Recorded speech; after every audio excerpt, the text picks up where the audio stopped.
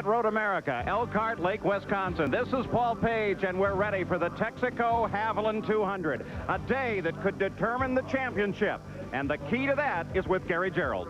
Yes, indeed. Paul Tracy down here in the front row. Al Unser Jr. is the story of the moment for the Penske team, however, in row number 2. And he is now going through the last-minute business of getting strapped in. He's going to step into the cockpit in just seconds. Junior, how do you play it today? You've got a chance to wrap up a championship. Do you play it conservative, or do you and your team go for still another victory in this amazing season? Well, Gary, we're going to do everything that we've done to get us here, and just go out there and do our best, and hopefully the Marlboro car will finish, and hopefully we'll wrap it up all at the same time. Are there special emotions on this day, knowing what's at stake now and the chance that you have the luxury of getting it done early? Well, it is a very special day for the whole Marlboro Team Penske to wrap this thing up, and that's what today's all about, is to get that #1. Well, we'll excitedly watch how this day progresses. We'll talk to you later on. Have a good one. Thank you.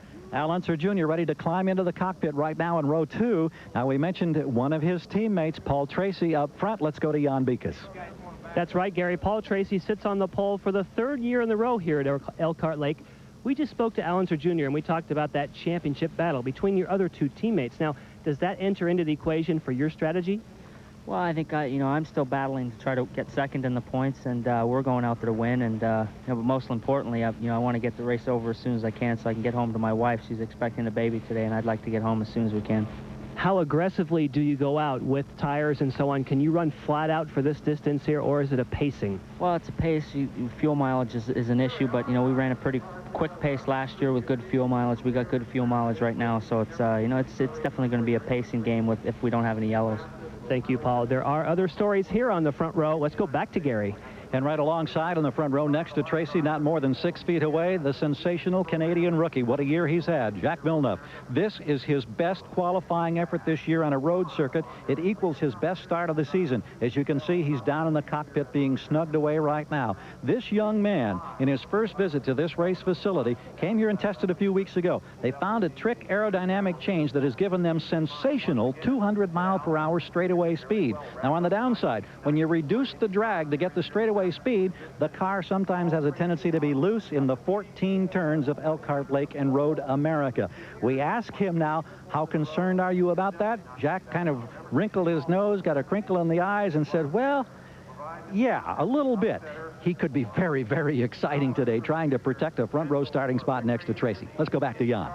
Adrian Fernandez starts on the outside of the 3rd row, one of his best starting positions of the year. But remember, he led the last race in Vancouver and then ran out of fuel. Because of a telemetry problem, it read in the car and in the pits that they had more fuel than they actually did. Now, here at Elkhart Lake, that would be really disastrous, because with a 4-mile racetrack, there's only 1 lap these cars can pit on. That will be number 16. The Gallus crew is hoping that will not be a problem this time for Adrian Fernandez. Paul? Well, Jan, I'm standing down on the pit road, and today this could be the center of the action. The straightaway just a few feet away, where the drivers are at this moment buckling into their cockpits. The thing about Road America is it is gigantic, 4 miles around.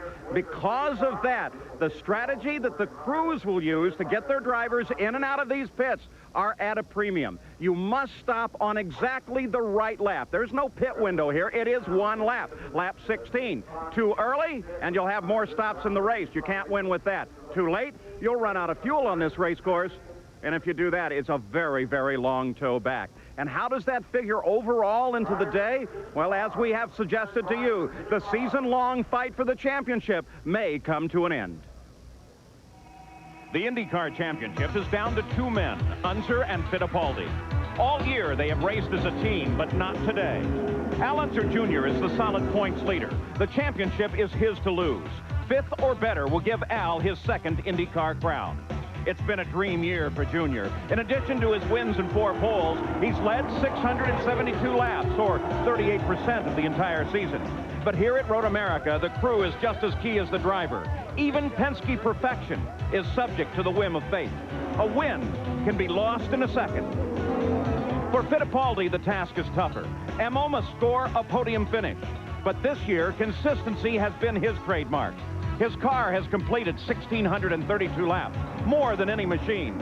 At age 47, the fire to win still burns fiercely as he tries to become IndyCar's oldest champion.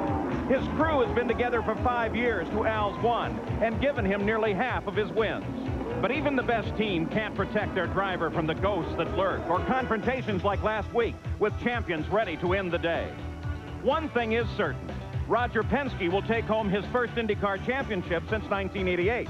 The question is, whose name will be on the PPG Cup? Fittipaldi or Unser? Pit road with the new dad, Derek Daly. Beth had her baby. Yes, and Mom and baby Colin are doing fine. All right, where are the pictures? No pictures? No pickies yet. Oh, Derek. Well, you know, one thing about this racing season is we have had some tragedies. Safety is always a concern, especially in the Indy cars, and they learn from accidents like we've had this year. And there's no doubt, Paul, we've had a bad year in racing, particularly some of the high-profile racing championships. And remember, racing will never be immune to big crashes. They'll always happen. But the interesting thing is, some of the most spectacular crashes that's happened to Scott Sharp at New Hampshire are often the best type of crashes to have, because if the car rolls down the racetrack, it actually dissipates the energy rather than actually send it through the car into the driver's cockpit. And earlier, Jan Beek had a chance to look closer at Scott Sharp's car. This is the very car that Scott Sharp had upside down in New Hampshire, and there's a couple of IndyCar rules that made a big difference as to his safety. First of all, the construction of the rollover hoop. It must be made underneath here. Although this looks nice and pretty and aerodynamic, it's made of steel tubing that has to withstand at least 1,500 pounds of the car, and then, of course, the impact associated with the crash. Now, the second rule is that a driver's helmet must be at least 5 inches below this for protection. This is the device that IndyCar uses to check that. Now, let's say a driver slouches in the cockpit and passes tech inspection. Well, they have another trick, and that is that Dick Perry, the technical director, he actually taped this piece of paper onto the wall of the racetrack. These are 1 inch apart. So then they took photographs of the cars, analyzed the photographs to be sure that every driver's helmet was at least 5 inches below. Now, the chassis also has special regulations. It must be at least 3/4 of an inch thick from the back of the seat up to the front bulkhead. Now, when we talk about bulkhead, what do we mean? It is the sturdy part of the chassis where the actual pickup points or mounting points of the suspension are located. There is another bulkhead back in this area of the chassis where the driver's pedals are affixed. Now, what's important about a bulkhead? Well, there's no bulkhead forward of here. That now makes this a crushable structure. In other words, if you hit something head-on, it would crush to here, then become very sturdy, still a lot of protection for a driver's feet. The third bulkhead is located here by the instrument panel, and there is also a special regulation that they check using this device. This makes sure that it's tall enough that a driver can pull his knees back in case of a frontal impact. The real key in all of that is that deformable structure. You were involved in a crushing accident at Michigan. Unfortunately, I had one of those bone-crushing crashes 11 years ago at Michigan, and as you can see from the pictures of the car just totally disintegrated, leaving the driver completely exposed.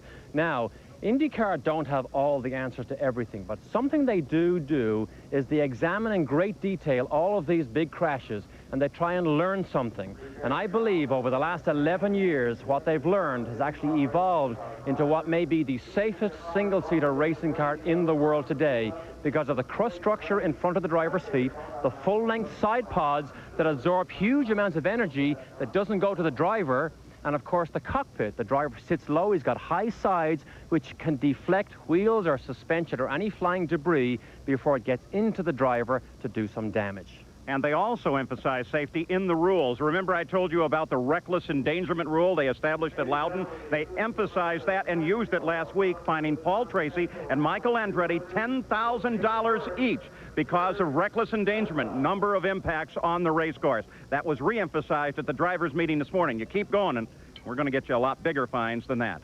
Now, though, we're ready for some action and ready for the start of the engines. Gentlemen, engines. Thank you, Pierce. Pierce Treadwell of the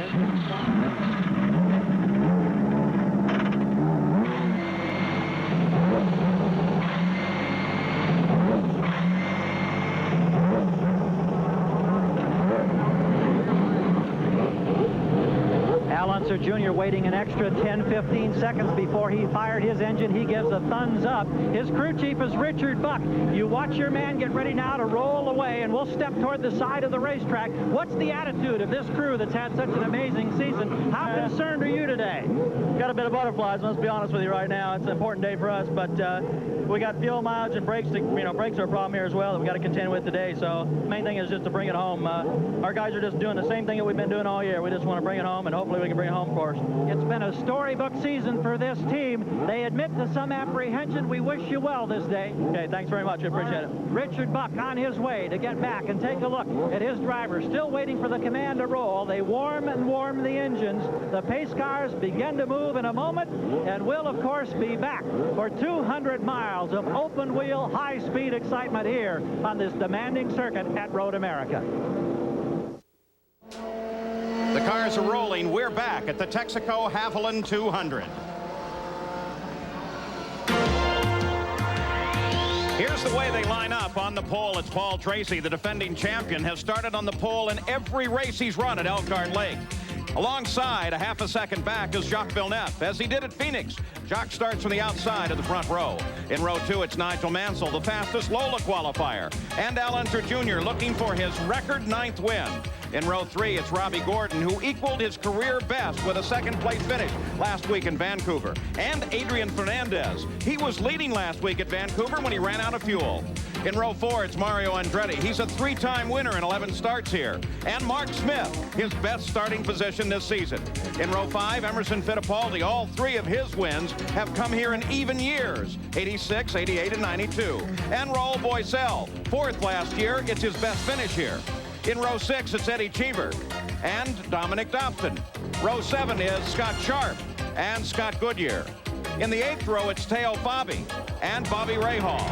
Row 9 is Ari Luyendyk and Mike Groff. And the 10th row is Stefan Johansson and Michael Andretti. In row 11, Christian Danner and Jimmy Vasser. The 12th row, Claude Bourbonnais and Willie T. Ribbs. In row 13, Mauricio Gugelmin and Alessandro Zampedri. Hiro Matsushita is inside row 14, Giovanni Lavaggi to the outside. Marco Greco on the inside of row 15. Ross Bentley was scheduled to start to the outside, but they found a cracked bell housing this morning, and instead, Frank Freon will start in the 30th position. So now they circulate, ready to begin the pace laps. We'll be back for the start at Road America. Back at Road America, the Texaco Haviland 200 as the PPG pace cars take the field around, beginning the pace lap. Let's go pit side. Gary Gerald. News and notes time before the green flag, Paul. Things falling in place now for next year. An announcement by Ari Luyendyk. He will be back with Indy Regency Racing, Salin Candela, and that team in 1995. At the same time, Stefan Johansson has renewed for 2 more years with Tony Bettenhausen. Alumax will also be their sponsor the next 2 years. They'll use 94 Penske chassis, 95 Ilmor powered. That's great news for Tony B's team. More news and notes. Let's check with Jan. Gary, as we alluded to in Vancouver, the Rahal Hogan team had an announcement this week, and that is that they're going to run the Lola chassis with the Ilmor power plant in 1995. Now, the bad news is that Mike Groff's services will no longer be needed by this team. Now, a driver whose services will be needed is Scott Pruitt. He has signed a deal with Pat Patrick, who's coming back to IndyCar racing, remember, with the Firestone tires to try and go after the Goodyear dominance. Taking a look at the onboard cameras that will cover this gigantic 14-turn, 4-mile, actually a tick over 4-mile course here today. The nose cam on Bobby Rahal's, onboard Michael Andretti, outboard of his wing, the right side of the side plate of the rear wing. There's Stefan Johansson's car. We really expect a lot from him, and so Johansson, not Fernandez.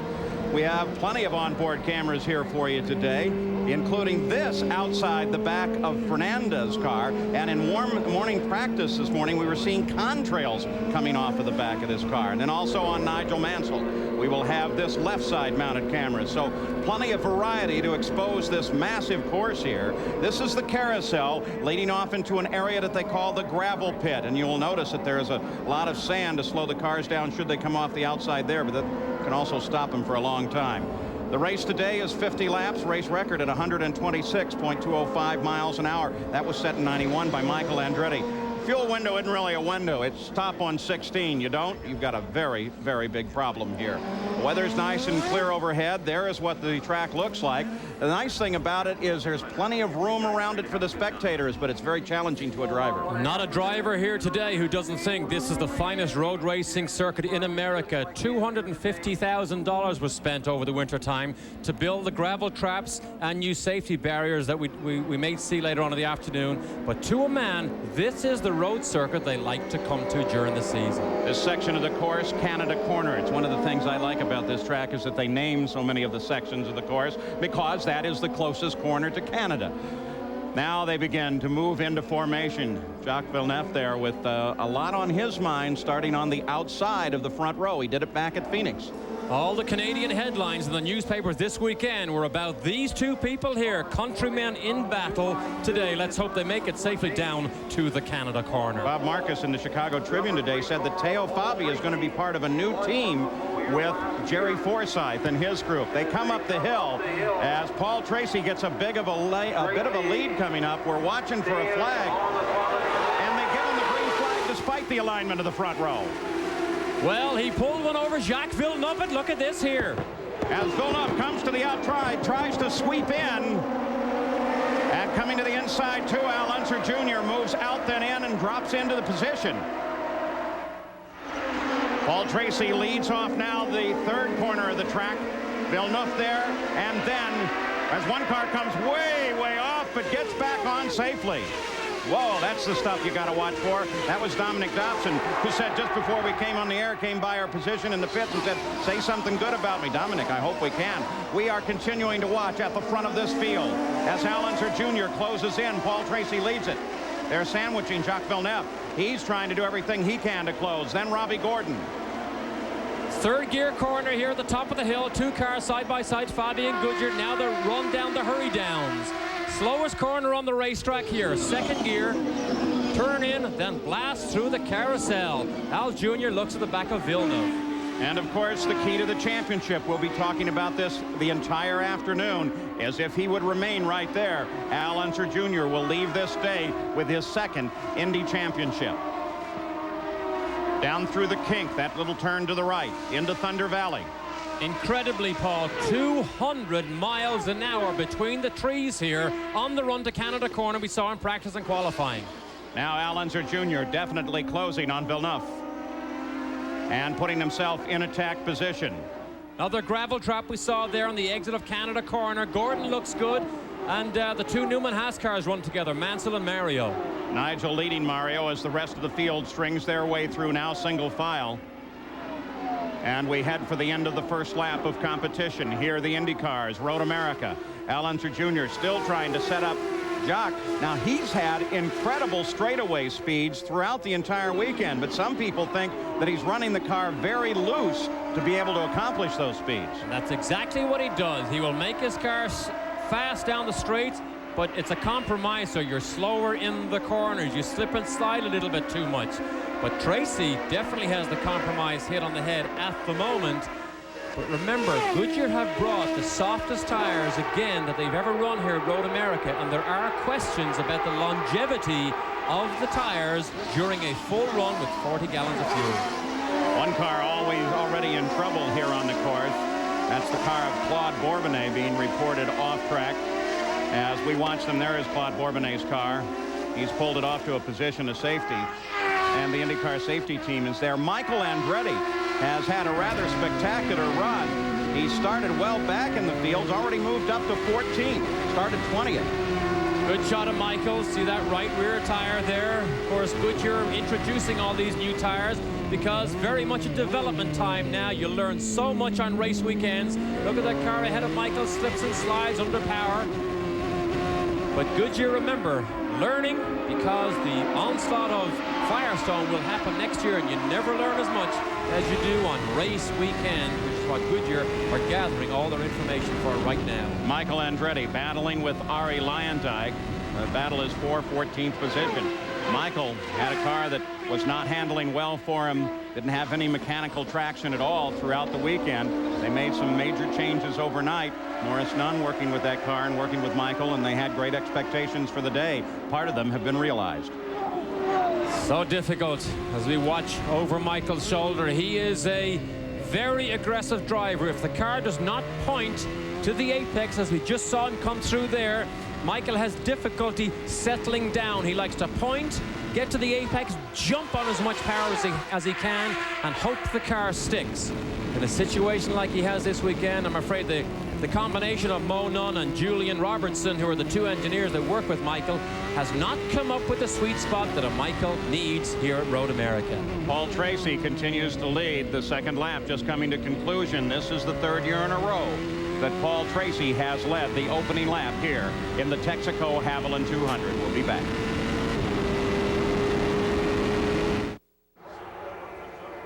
Well, he had his chance at running in this race, but Frank Freon already is off the side of the course, apparently a mechanical failure. He replaced Ross Bentley when they withdrew the car as a result of a cracked bell housing. Now on board with Bobby Rahal. He runs in 18th place. That's Scott Goodyear just up ahead, and not far ahead of that you'll find Michael Andretti. Down the hill now. This is that area that Derek referred to earlier. Very, very quick in through here. And they tend now to go downhill into a woods where the trees block any crosswinds. This is the braking area down to turn 5. Just listen.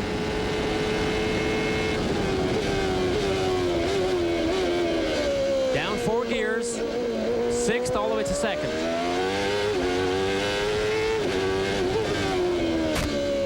Driver very busy. This is a balance. Hear him balance it. Here's a kink.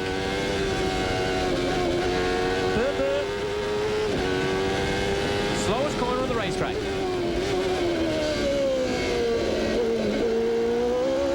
See Goodyear make 2 of those corrections as he turned to the apex. So Goodyear's car looks loose. Watch him feather it here.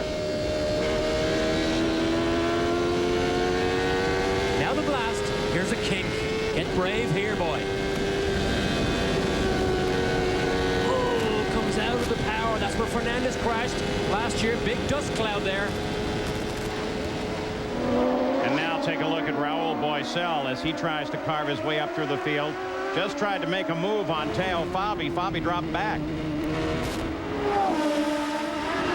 Boisel trying to get himself into a position to move on Dobson, sitting just ahead of him.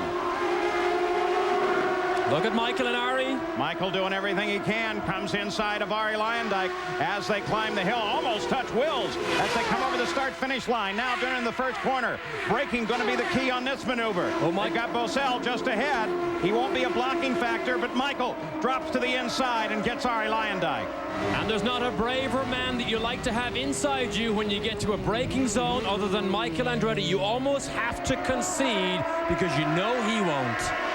So Michael Andretti now runs in 15th position. Ari Leyendijk just behind him now.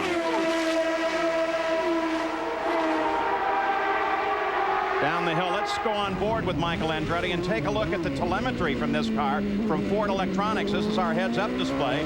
And quite graciously, the Ganassi organization giving us everything, including boost.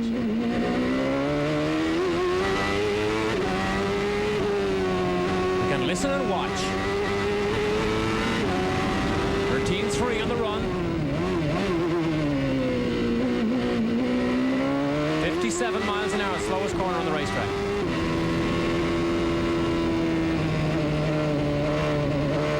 Here, play with the throttle.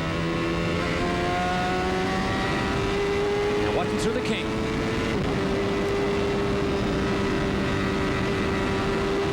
Still backs off. See, he drops the boost when he feathers the throttle. With speed on the right. Look, 199 miles an hour, and the fuel tank is still almost full.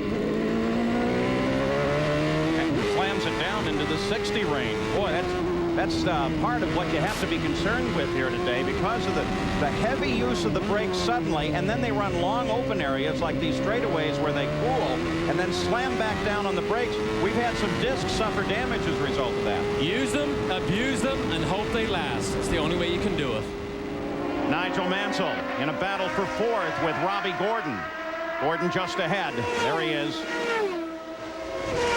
Caught a hint of the contrails. It's still very humid here. off the rear wing of Mansell's car, also off of Gordon's now as they head down the hill to really the key passing area on this track. Turn 5, station 5. Everybody behaving themselves. Paul, you mentioned it earlier, the drivers' meeting today. I happened to attend. Andrew Craig got up and he gave a statement about driver conduct and what he will not accept in future. And he said in no uncertain terms, with the tone of voice that you just are silent and listen, that if anybody misbehaves in future, the $10,000 fines that we saw levied at the last race will increase. It will not be tolerated. Everybody listened and took note. And while the battle for Mansell with Mansell and Gordon continue, just ahead of them another fight. It's Al Unser Jr. And Jock has been able to hold him off, but boy, look how much of the course he's using to do it. They've had some problems with drivers getting off the edge and cutting tires down this weekend. So every time he nicks the edge, he's taking quite a risk. And that is one of the problems here. The circuit is so long. There's the gap. Second to third, the circuit is so long that you're tempted to use curbing, a lot of gravel, a lot of stones, and that is what's actually cutting these tires. They've had a lot of punctures this weekend, but not from cars that stay on the racetrack. Of course, next year, Goodyear loses its monopoly here in the Indy cars. Firestone will be joining the fight. And so there are very soft compounds in use now as Goodyear gets prepared for the future. And Gary Gerald, that's had an effect on how they've approached the track this weekend. Indeed it has, Paul. There have been instances of tires blistering on the inside in the practice and qualifying sessions. And so Goodyear has gone team to team consulting with the different tire men. And the result is a lot of teams are shaving a narrow strip off the inside of the tire. The purpose is to get rid of the rubber. It helps dissipate the heat that builds up. Now, one of the things that happens, you run so much negative camber, the angle of the front wheels here at Road America, it has an impact on how the tires respond. And for perhaps an explanation on why there's so much negative camber used on this race circuit, let's check in further on pit road with Jan. Gary, first of all, this is what one of those blisters looks like. You can see that this has become too hot, and actually the rubber has come away from the edge of the tire. You mentioned negative camber. Negative camber is when you tilt the inside or lean the top of the tire in to give more bite by running on that inside edge. Why do they do that here? Because they take all the downforce out so they can fly down the straightaway like we're seeing on the in-car cameras, but then they need grip in the corners. The only way to do it is, or at least one of the tricks for some teams, is to put that negative camber. But unfortunately, it burns up the tires. Jimmy Vasser into the pits. Obviously, this is very early, and there is a report of contact on that car, though we see nothing obvious at the moment. Vasser is, though, out of the car and apparently out of competition. Now, just to cap the story about the tires, the teams had a choice. They could take the negative camber out and pump the tires up, or else they could shave the inside. No team wanted to make changes to the setup of the car. That was why the decision was made by Goodyear to accommodate them and shave that inside edge. When there's less rubber, there's less heat, and there's less heat, there's less chance of blisters. Nigel Mansell, as he's bringing his IndyCar career to an end in his chase of Robbie Gordon for 4th place. Gordon still looking for his first IndyCar victory. Mansell looking for his first this year. You can see the dust there, where again we mentioned earlier, you just stick a wheel off the outside, it seems to suck the dust off the curbing and off the outside of the racetrack. Now the cars behind them are the ones that are in trouble for possible punctures because of dust and debris on the racetrack. Boy, Mansell is closing on. Boy, he took a major close under braking there. Robbie pulls away a bit, coming up to the top of the hill and making the left. But we'll continue to track this battle as well. In the meantime, Gary Gerald, why is Jimmy Vasser out? Well, that's what we're about to find out. Jimmy, we had a report that there was contact. Can you tell us what happened? Yeah, I don't know. I just got hit in the back going into one of the corners. It was bottlenecked, and you know, guys in front of me were too abreast, and I just got hit in the right rear, and the car was pretty ill handling after that, and must have bent the toe real bad, and we just can't continue out there. We can't make up any spots, and car's just real ill handling, so we decided to call it a day. Here's a team that really needs some good luck. The second half of the season has been tough. Thanks, Jimmy. Thanks, Gary. Very competent driver, and a lot of rumors surrounding Jimmy and the team for next year and what they may be doing. 43 laps to go. We're approaching the halfway point to the very first pit stop, and of course that is critical. Adrian Fernandez chasing Mario Andretti. Mario, of course, coming to the end of his IndyCar and racing career. Well, IndyCar career. I don't think he's completely closed the door on other possibilities for next year, but those announcements have also not yet been made. And of course, in a week, he goes to his hometown, Nazareth, Pennsylvania. We'll have coverage there as he drives on the last oval of his career in the Indy cars. On board Adrian Fernandez now. Michael and Mario Andretti just ahead. Paul Tracy continues to lead. He's pulled out 7 seconds on second place. Jacques Villeneuve, Al Unser Jr. is in a championship position right now. Back at Road America, as Michael Andretti is in trouble. We mentioned a number of drivers were having tire troubles when they got off the edge of the track. Look at the right rear on Michael's car. He's got to try to make it almost half the course. He makes the turn that will take him up the hill and into the pit area. But Michael Andretti, who was in 15th position, now finds himself heading to the pits very early, and that will mess up the entire game plan for the rest of the day. 2 races in a row. Look what happens. He locks that left front because it lies down on the back. But here we get a look at it. Remember, this is 200 miles an hour we saw earlier, and there it blows. Halfway down the straight, something happens. Michael realizes what it is, and Lyondike luckily misses it and pulls away. Let's go to Gary. He had been so frustrated having to start 20th. He'd been driving the wheels off it. Now he stalls. They made the tire change. It came off the jacks. Starter comes back over the wall. Also a piece of bodywork being torn off on the right rear. Oh, man. He is hot as he gets out of here. And he's going to have to be real careful to make sure he doesn't break the speed limit as he gets out of there. Almost identical to Vancouver. Puncture right rear, breaks the bodywork, they rip it off and send him back to battle. He was absolutely spectacular when he got back to battle in Vancouver, but I'm not convinced that he has the car under him today that allows him to be as aggressive or as effective as he was at Vancouver. You heard a loud clunk as he came up to speed there. I think he suddenly realized what he was doing and got the control in so that he doesn't exceed the speed limit. But we got it in early enough. Jan Vikas, you have an update on this stop? Well, you were talking about when Michael Andretti was leaving the pit lane, you could hear some strange noises. One of those noises you heard was the speed control that we talked about last race in Vancouver. He had his finger on the button on the steering wheel, and that is a reveler that makes the engine run very rough until he releases it. He is not able then to go over 80 miles an hour.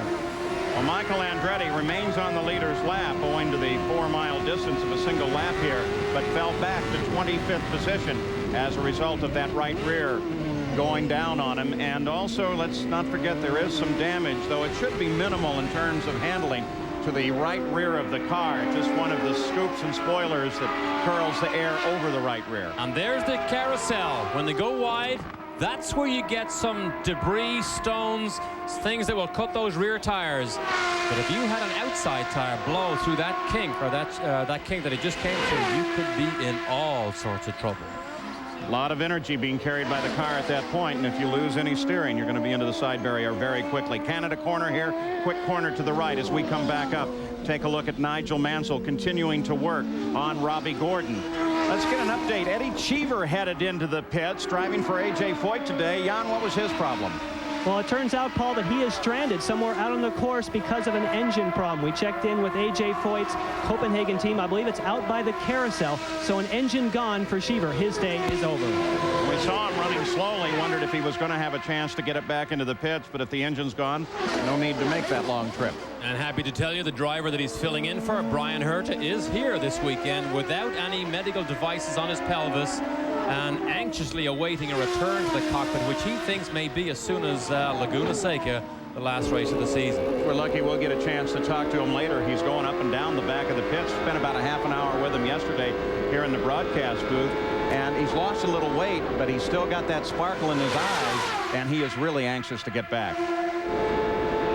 We watch this battle here. Herta, remember, was injured, had 2 fractures of his pelvis, damage to some internal organs, and a fractured femur. That's the upper leg as a result of a practice accident in A.J. Foyt's car at Toronto. Slammed the right side of the car heavily into the wall. And moved to Indianapolis to do his recuperation under the direction of Terry Trammell. He still lives there. He said, I will stay here as long as necessary to get me race fit, because that is my priority. And Gary Gerald's found Brian Herta. Well, indeed we have. Brian, it's so good to see you back at a racetrack, and I know it's got to be exciting for you. A lot of people are wondering, though, what's the timetable for being able to get back in a race car, because I know it's #1 on your agenda. Absolutely. You know, it's great to be out. This is the first time I've been to the track since the accident. I've seen a lot of good friends and really helped keep my spirits up here. But timetable looks great. Doctors told me if it all keeps going the way it is, that they'll even let me race Laguna Seca this year. So try and get that one in, but for sure we'll be back and racing next year all season. We look forward to it. Thanks, Brian. All right, thank you. Nigel Mansell, the Kmart car, just made a good move on Robbie Gordon, but it wasn't stout enough. He wasn't able to get past, but I think he's got Robbie Gordon worried now. Oh, this is a great fight here. Mansell in pursuit. Gordon fourth, Mansell fifth. Under braking, he seems to close up just a little bit. But what a pressure to withstand for a Robbie Gordon, the world champion, Formula One, IndyCar champion, right behind you, looking for your position. But Gordon gets better and better all the time and has not phased that much in race situations, although we did see him make a mistake at Vancouver. Boy, he was wide there going through the apex. Exactly. Interesting speeds on the last lap, too. Mansell faster as they turned that last lap speed. Mansell a master at not only waiting till the last minute to brake, but perhaps not even braking sometimes at all. And when he does, he'll trail that brake all the way through the corner. I don't think there's anybody out there that's better at it. Off the racetrack with the outside wheels, bounces over the curbs. Just listen. Second gear. And then the drag race. Mansell may be in the most developed of the Lolas, being the factory car. Probably 30% of the aerodynamic changes on this car done by their own team. The front suspension that you see there, all new, all Newman has. Gordon probably has a more standard or stock Lola. And as you can see, that's not a bad package either. Well, all of the updates the Lola makes throughout the year, they build a new piece, and then it's not really ready for everybody right away, so it takes a while for a new part to trickle down. That's right, that's from Lola. But Carl Haas independently has his own mechanical and aerodynamic development going on that is just for his team. But that might mean that Robbie Gordon has all of those kind of updates. But look at Nigel Mansell. That's where he closed before, coming through the carousel, the gravel pit, and on the way into the Canada corner could be a key for Nigel this time around. They come up to peak speed, and that right-hander lies just ahead. They'll come down into the 60-mile-an-hour range.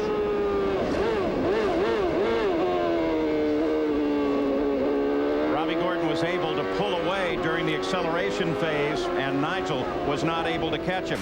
Interesting names have won here in the Indy cars. In 82, Hector Rabaki. 85, Jacques Villeneuve. Not the one here today, the uncle.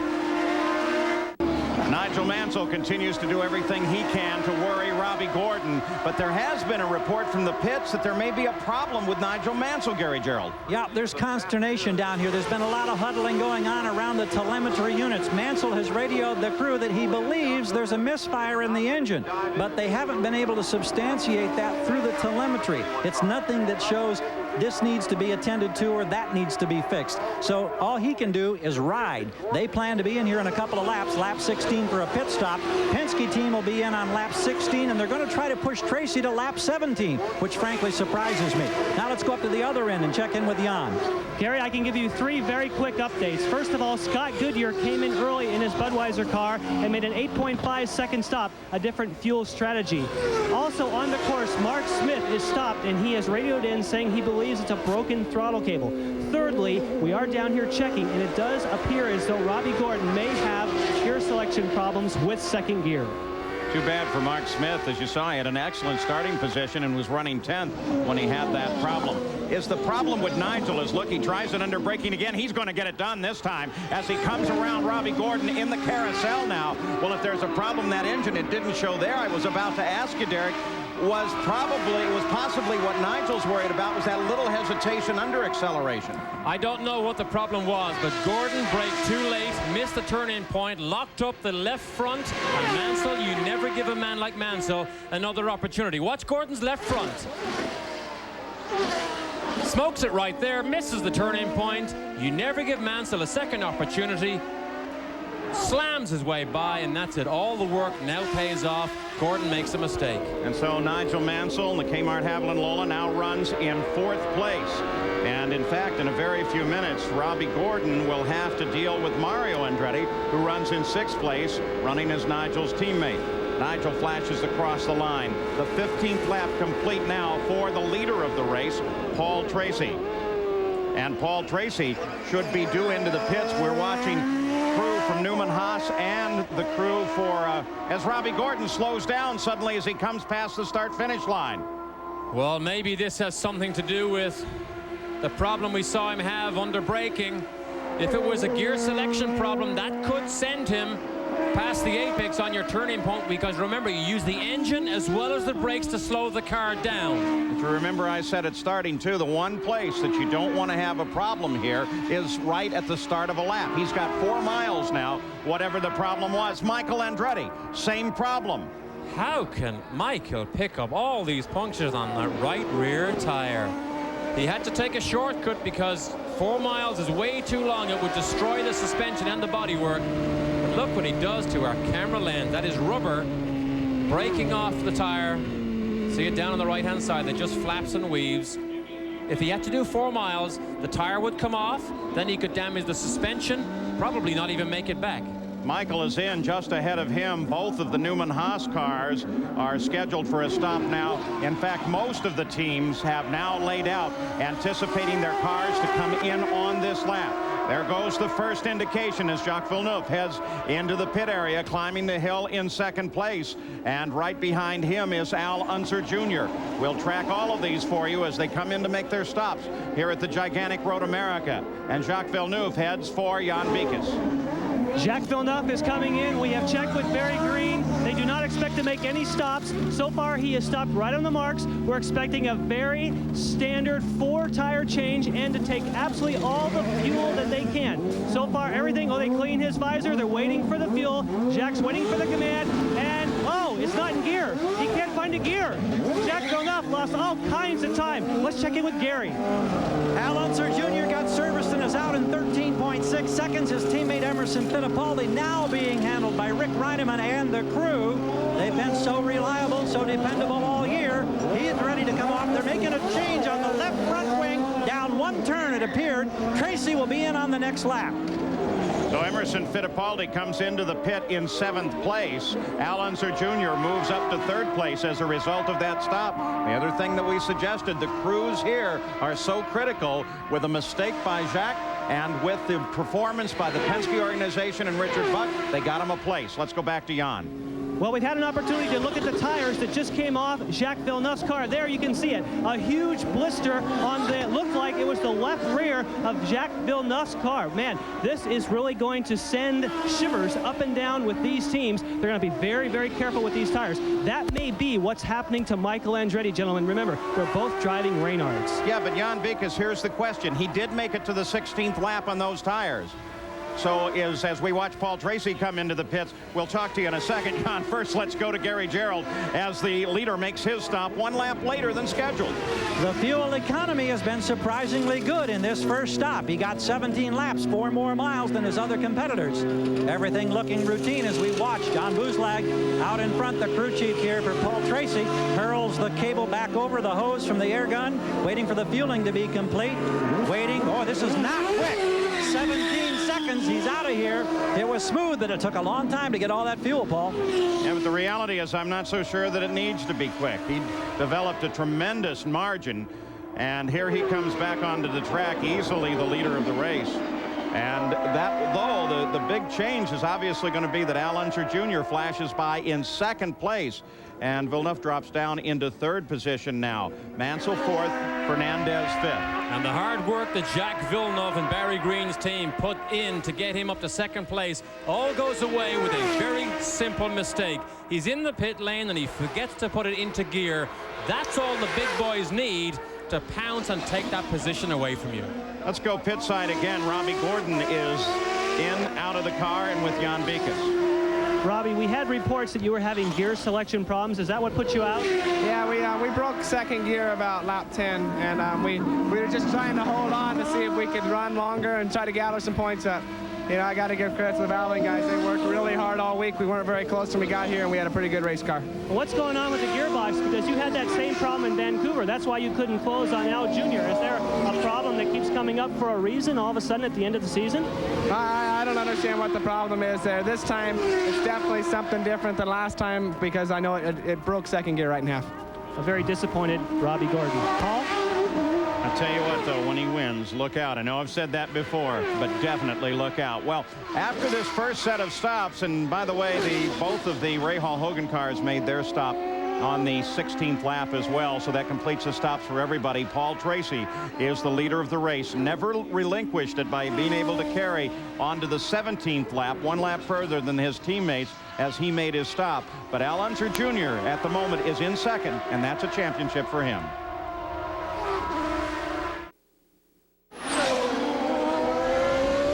At the Texaco Haviland 200, I'm Paul Page. We're riding with Bobby Rahal. That's Dominic Dobson in 9th place, just ahead of Rahal. Let's give you the order now. Lap 18. Here's your top positions as a result of the pit stops. And of course, the key change is there in second place. Al Unser Jr. only needs to be up in the top 4 or 5 positions if he wants to come home with a championship. He's maintained that status throughout the race. If he can stay there the remainder of the day, then we'll celebrate a new IndyCar champion at the end of the day. Let's go pit side, Jan Beekes. Well, another Walker Motorsports member that's here on pit road is Mark Smith. Mark, what put you out? It turned out that it was timing chain that broke. At first, it felt like it was the throttle cable. Just lost drive. It wasn't violent. It just exiting turn 3. After I'd shifted up to 4th gear, it just let go. Now, you qualified 8th. You were running great here. Obviously, this is a disappointment, but why are you so fast here? You love this place? I don't know. I just kind of got a knack for high-speed road circuits, I think. And car was working really good, and just found a good balance, and that's what it's all about here. Well, a great start, but an early end for Mark Smith. Paul? On board with Adrian Fernandez. Now, by the way, they've assessed a stop-and-go penalty to Raul Boisel. He ran over Ari Landijk's air hose as he made his pit stop, and that's a violation as well, mandated stop-and-go penalty. So let's watch Adrian, who runs right now in 6th place, and take a look at the Delco Electronics telemetry on this car. Down through Hurry Downs, heading for that left-hander that turns into the carousel. And it was a Ford engine of Michael Andretti's that we looked over the last time down this long back straight. This is an Ilmore, so we may get to see what his straight line speed is. This is the carousel. Balance the throttle. Now the blast down the back straight through the kink. He's in top gear, and here we go. Fastest part of the racetrack. Well, 188 is the highest we see here. Quite a bit slower than we saw from Michael Andretti's Reynard earlier. Adrian Fernandez led his first IndyCar race last week at Vancouver, and then ran out of fuel. What a terrible disappointment. But when we talk about those drivers up and coming, and those who, when they win, should be exceedingly powerful, put his name on that list. Willie T. Ribbs, the 3rd of the Walker Motorsports cars, pulls off the edge of the course, and Willie T. climbs out. Cars right at the edge of the track, right by the underpass. I don't think the corner worker is real happy with that positioning either. One of Willie's guests here this weekend, Jimmy Jam Harris, who's the producer for Janet Jackson, taking in a motorsports weekend with Willie T. Willie going to be a backup singer now, do you think? I sure hope not, because he's terrible. Let's go pit side. Gary Gerald can give us several updates. Well, let's start with Nigel Mansell. They're now having, because of this misfire in the engine, they're having some fuel economy problems. So that's an added concern for the Newman Haas team with the defending PPG IndyCar World Champion. Also, Paul, we heard the report from Jan about a blister off one of Villeneuve's tires. Al Unser's tires came off, and there was a good-sized chunk missing on one of the rear tires. We talked with one of the Goodyear engineers, asked him, is that from surface buildup? He said, frankly, he did not think so, but of course they couldn't give us much more than that. We talked with Richard Buck, and he said Junior had reported that the car had been loose. There's the possibility that in one of those loose conditions, he may have slid it sideways, build up the heat. That may have caused that blister, but frankly, they don't know, and they're concerned about it. Jan? Gary, when you talk about that blister and people are scratching their heads, I just checked with Tony Cicali. He says he doesn't think it's a blister. What he thinks it is it's the cars that are sliding. They go across those chatter bumps on the exits of the corners, and that may be what's actually tearing up the tires. That's interesting, and I'll buy that from Tony Cicali. He's pretty observant on that stuff. Tony Cicali, of course, engineer to Jacques Villeneuve, came out of retirement because of this young man's talent. And he may be right. They may be just literally tearing chunks out of these tires now. Something, you mentioned Al Unser Jr.'s tire. I'll guarantee you, Jr. has already been in radio contact with Roger Penske about the condition of his tires. And if he needs to take care of them, Jr. is as good as anybody out there. We're watching a battle within the team Pac West organization, and Dominic Dobson, the 17 car in front there, runs in 9th place. His teammate, Scott Sharp, just behind him. Only battle on the circuit at the moment. Let me give you the rundown at the top of the order as we keep an eye. Rahal closing in 2. It's Tracy, Unser Jr., Villeneuve, top 3. Then Nigel Mansell. Mario Andretti is in 5th place. Good run for Mario. Adrian Fernandez is 6th, then Fittipaldi, then Teo Fabi, and then this battle, Dominic Dobson and his teammate, Scott Sharp. Now, if the race would end now, we know it won't, but if it would, this is the way the points fight will look, and there is no question that Al Unser Jr. is the championship. What is still open for contest is 2nd place, and everybody down through Robbie Gordon would still have a shot at moving up in the fight. So while the championship could be decided today, there's still plenty of points fight to be had. And there's another fight to be had here, to be continued between these teammates. They haven't run like this very often during the season, but they are teammates, probably without team orders. Dobson and Scott Sharp. Sharp totally unfazed by that spectacular crash that he had at New Hampshire. Everybody else held their breath, and all he did was talk on the radio to his crew, but unfazed.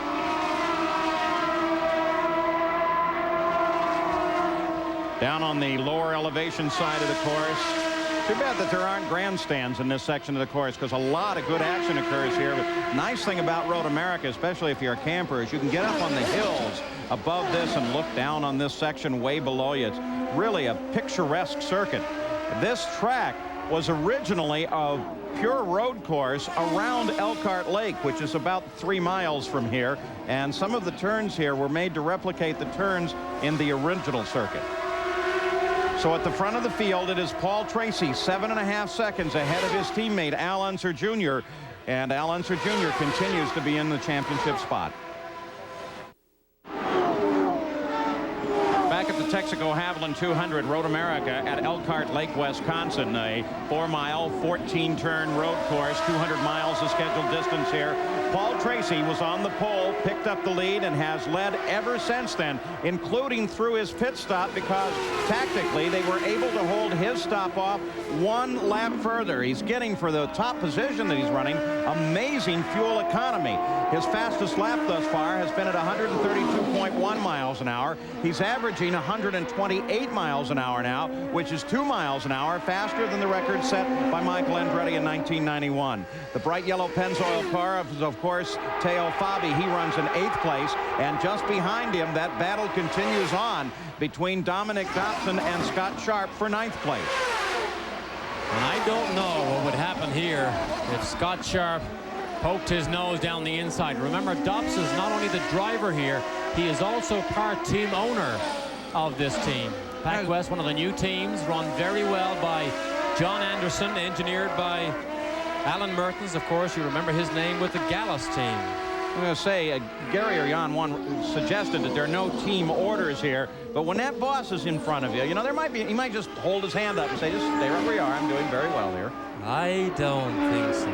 I just don't think so. When you have young drivers like this out to try and make a name for themselves, remember, their careers are in their own hands when you're in a position to gain a position on the racetrack. Moving back in the field now to the 13th position, on board with Stefan Johansson, who at the start of the program we indicated they've made an announcement now that he is going to be with Tony Bentonhausen and his racing organization for another 2 years, as will Alumex, their sponsor. So that's going to put them in a very comfortable position to make some decisions over the next years. Part of those decisions are they're staying essentially with this program of Penske chassis and Ilmor powered cars. And this Alumex team, if ever a team deserves some results, I think, in fairness, Bettenhausen Motorsports with Johansson probably deserve more than what they have had this year. Johansson has been so fast on so many occasions, but hasn't quite managed to put it together. Take a look at this. Emerson Fittipaldi is finally, he gets tired of sitting behind Adrian Fernandez. closes on that long straight going into corner 5. Climbs the hill now, 1 position further forward. He is in 6th place now and sets sights on Mario Andretti.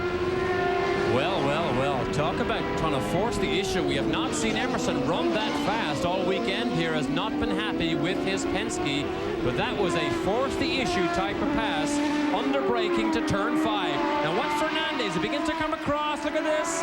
Wheel to wheel, and he sees him and just about gives Emerson enough room.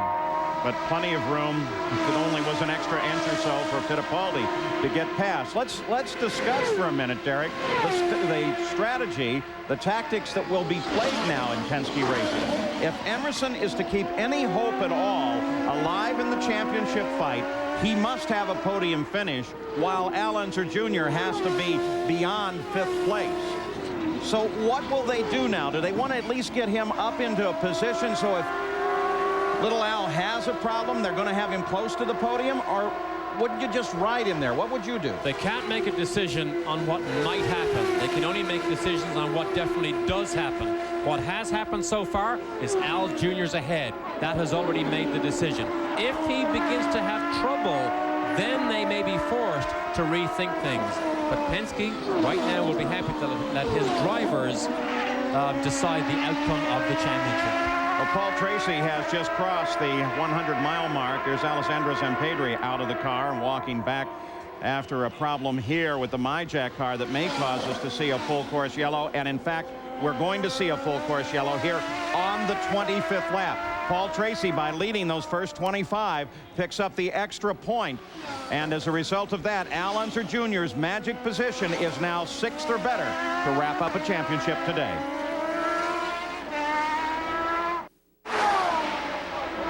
We're back at Road America, Elkhart, Lake, Wisconsin, under a full course yellow. They still appear to be moving at speed, and in fact are in many places, as they close up behind the PPG pace car driven by Johnny Rutherford here. Paul Tracy is still the leader of the race. Al Unser Jr., though, came into the pits and changed tires. A bit of a surprise to most of us. Also, the Newman Haas cars came in. Were you surprised, Eric? I was surprised about Al Jr.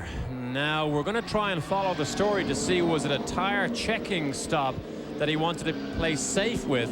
But Tracy has not come in. Now, remember, Al Jr. made an early stop at Vancouver, and it absolutely fell into his hands, so perhaps he's mindful of that.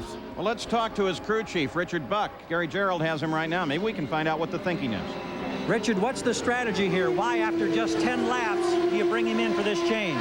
Well, the car was a bit loose on him, and as you saw before, we were pretty hard on the rear tires. We're actually kind of driving their wheels off it, so to speak. But it was virtually like a free pit stop there. We got him in, got the fuel in it now, and that opens our window up real big for the end of the race. When the other guys are going to have to take on a full fuel load, we can go with a partial load and have a quick in and out, be able to pick up some good positions in. So it definitely becomes a 3-stop race, but you're happy with the way this is shaking out. Yeah, it definitely opens our window up, and we got a lot more options towards the end of the race. Okay, there you hear it from Richard Buck. He and Roger Penske, although he did tell us just before we did the interview, that was Roger's call all the way. Jan? Gary, when Richard Buck said it was a free pit stop, that's the exact same thing that Newman Haas had to say. They said, hey, we can get in and out, get fresh tires, get it filled up with fuel, and we probably won't lose track position because there was enough distance between us and the next car. So they're viewing it exactly the same way that Penske called it. And as we suggested at starting, those crews there can make the critical difference in a victory here. And what he means by a free pit stop, the leader Tracy still has to stop. Villeneuve still has to stop. So all the leading cars still have to make one more stop. That's what they mean by that free pit stop. So we continue under a full course yellow, the first of the day for Alessandro Zampedri, who pulled off with a broken gearbox.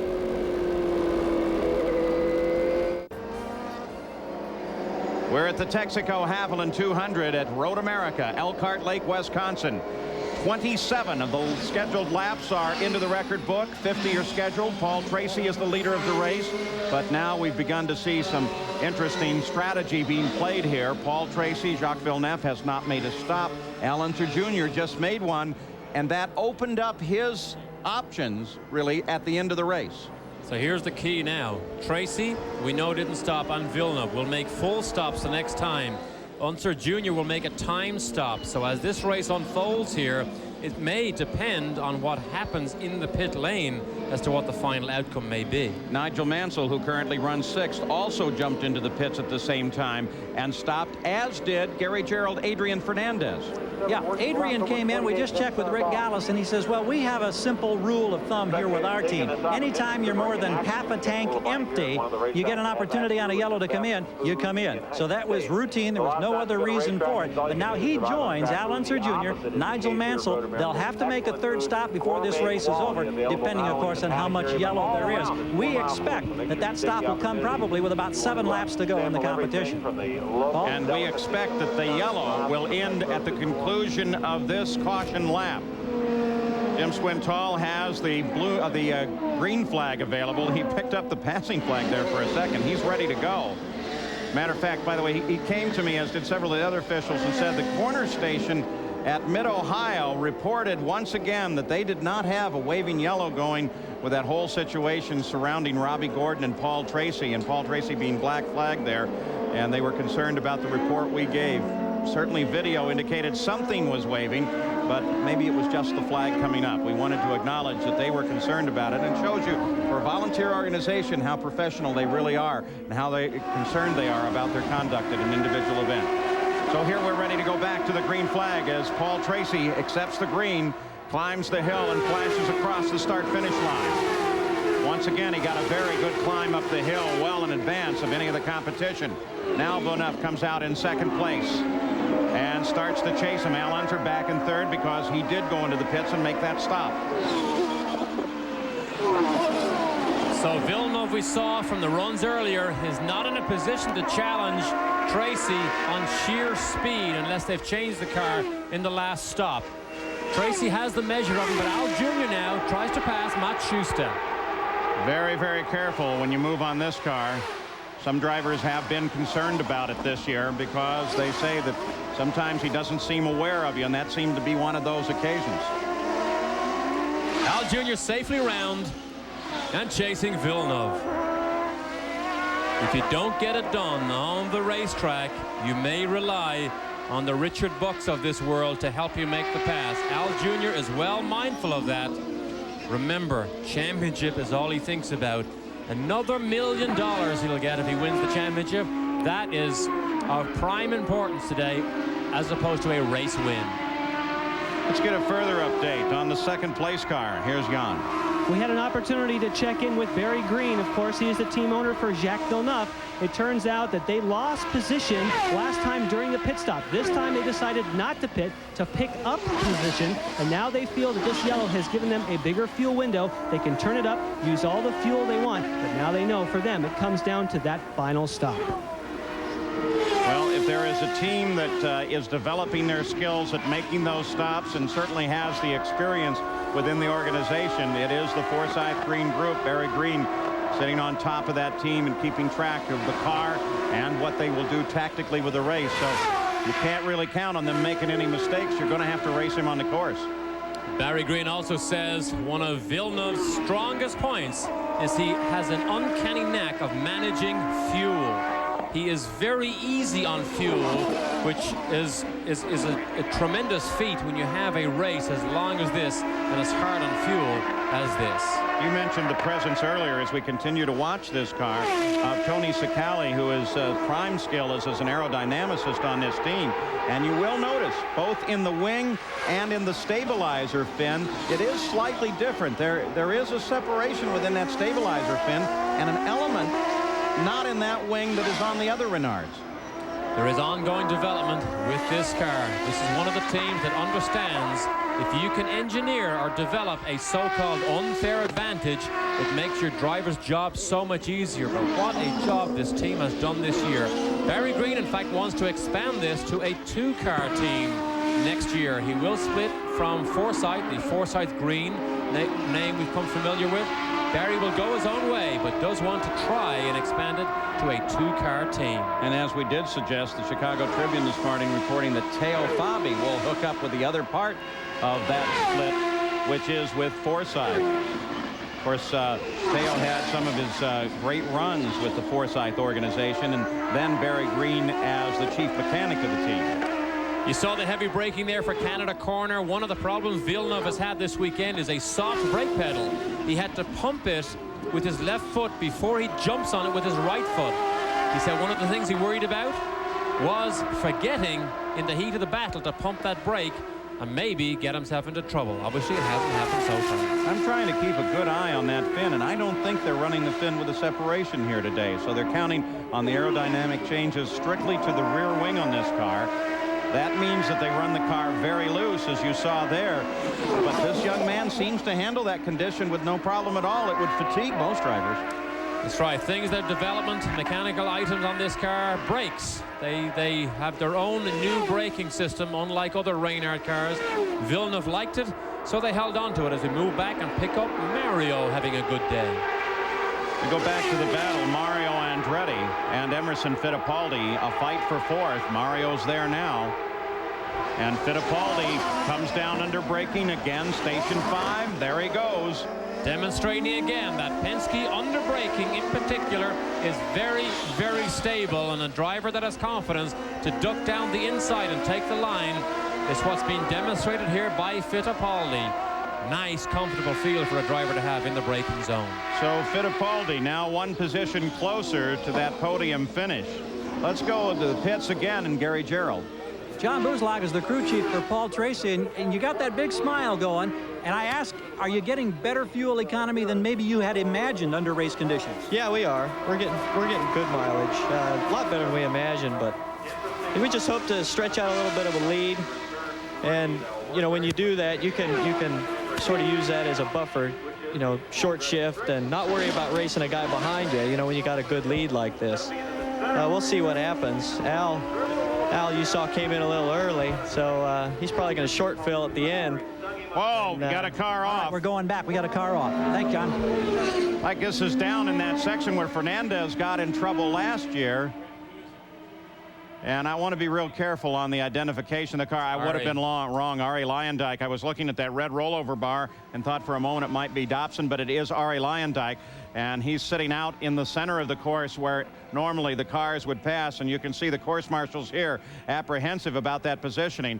But as cars now start to come through like Marco Greco, they get the cars way down under speed. And I would guess that this will create a full course caution. Here it is, Derek.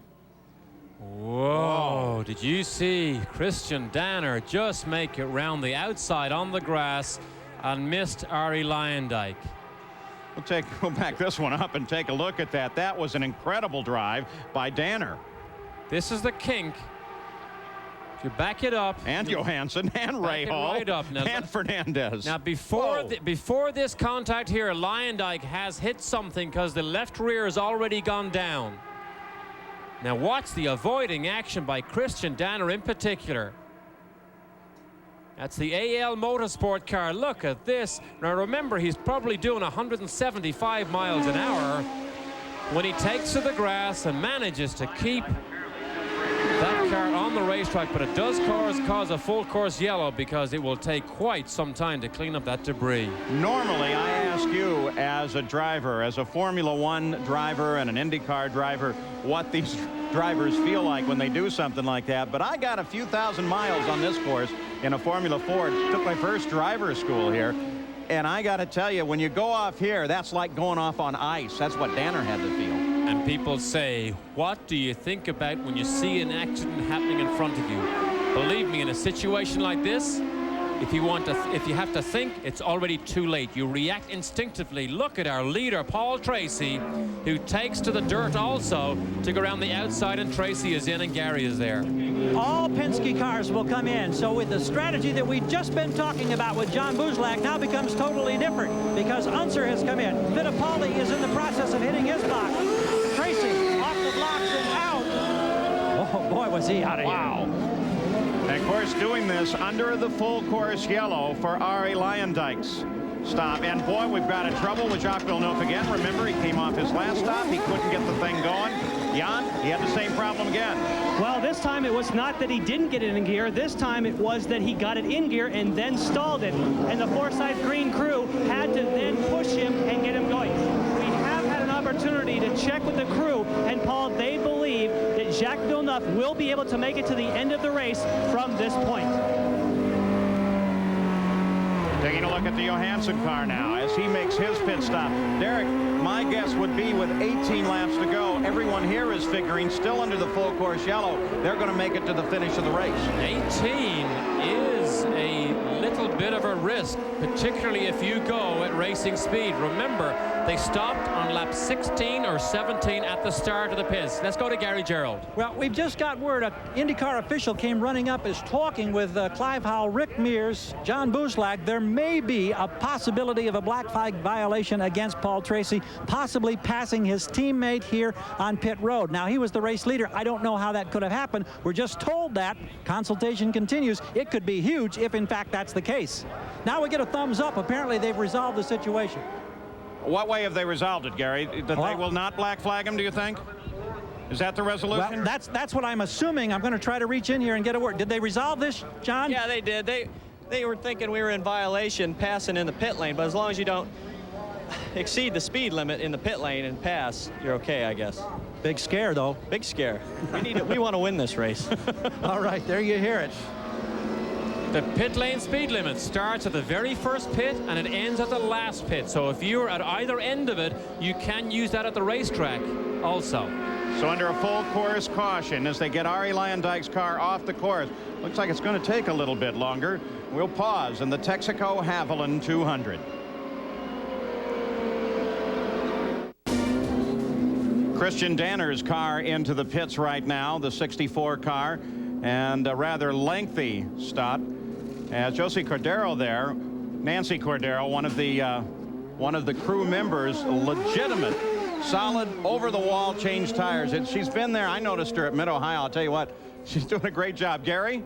Well, she is the only woman that goes over the wall in the IndyCar ranks, and I talked to her for a while yesterday, and I'll tell you, Paul, there's a woman who absolutely loves her job. Her dad was a boat racer out, I believe, in the Portland area on the West Coast. Her brother was also involved in motorsports competition. She said it was almost a natural thing for me to get involved.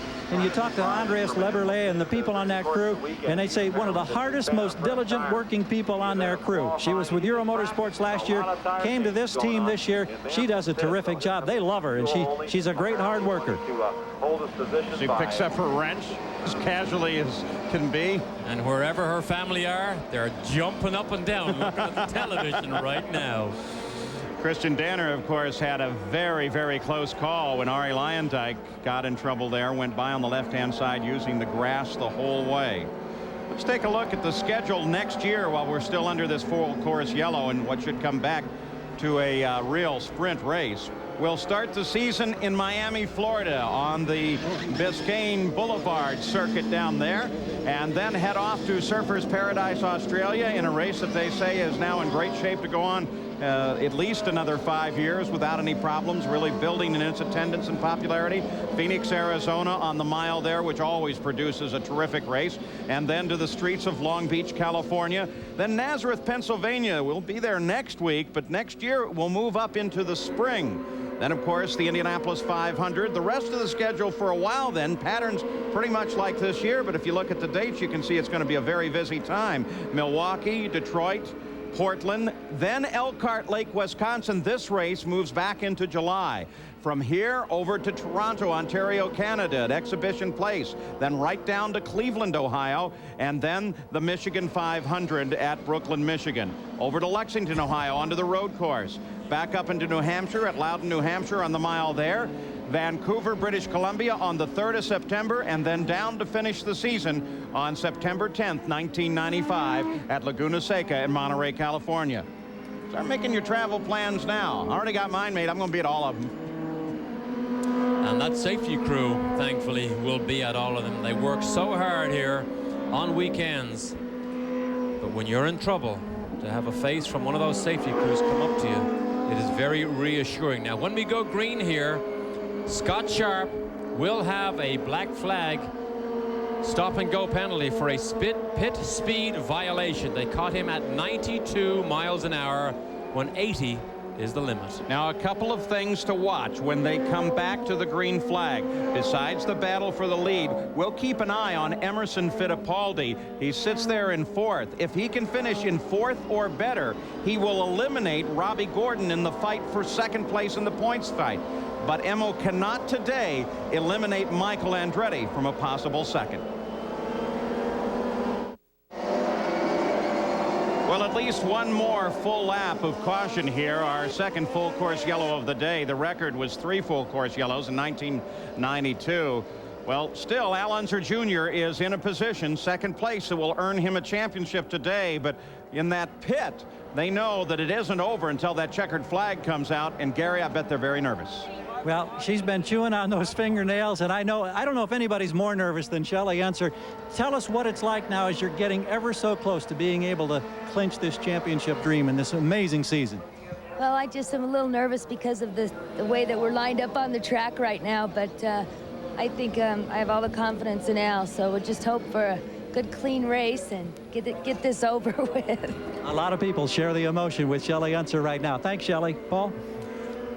Gary, a little bit of housekeeping. I mentioned that Scott Sharp got a stop-and-go penalty. In fact, it is his teammate, Dominic Dobson, who exceeded the speed limit at 92, and it should have been 80. So he will have a stop-and-go penalty. Now, I mentioned earlier, can they go all the way? Yes, they can now, because we now have only 16 racing laps left.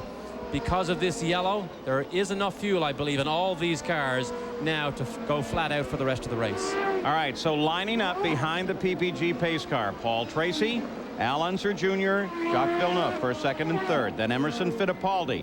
Then Mario Andretti in fifth. In sixth place will be Teo Fabi, Nigel Mansell, Adrian Fernandez, Stefan Johansson, and Raul Boesel round out the top 10. Going a little deeper for you, Scott Goodyear, then Bobby Rahal in 12th. His teammate Mike Groff in 13th position. Then Mauricio Gugelmin and Scott Sharp sits in 15th. As they head for the final turn on the course, already the pace car heads for the pit area, and they begin to pick up the pace. Paul Tracy has always gotten a good jump on the start here today, and for the third time he screams up the hill, though this time Al Unser Jr. is wise to him and stays right with him. And the pace car barely had time to get off the racetrack that time, but look at Villeneuve. Whoa!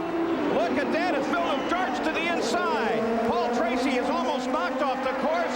He is battling as Al Unser Jr. sits just behind, takes it easy. They bang wheels not once, but several times, and Jacques Villeneuve picks up the lead. They will battle down the hill now to the key passing area on the course.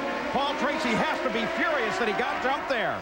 Well, well, well, sheer talent and bravery pulls one over the Penske super team, and Villeneuve, we know his car is fast down the straight, but look at this, Tracy's under attack again. Under attack, but Al Unser Jr. is right there, and take a look at Mario Andretti, who brings his way forward in the field. We expected a sprint to the end of the race. I'm not so sure I expected this. Here comes the rest of the field as they climb the hill and turn toward the Hurry Downs. Well, well, what a turn up for the books here. Something we didn't expect. Villeneuve lost all those positions in the pit lane. First he couldn't get it into gear, then he stalled it, but look what happens here in the slingshot. Villeneuve moved to the inside around Tracy, and look at that as it looks like he got together, Tracy together with Al Unser Jr., and then they banged again as they came down here. Now down here they actually do touch wheels on the run down the hill, but Villeneuve stayed in there and kept kicking and fighting all the way and keeps the lead. What a move. Is there prophecy here? With Jacques now the leader of the race, remember his uncle scored his only victory here. We then called him Jacques Villeneuve, but look at this young Canadian who's now solidly in the front of the field, but Nigel Mansell back in the field has a problem, came off song there for a second, and looks like he's on a limp back to the pits. Oh, Mansell running 7th and now slowly makes his way back.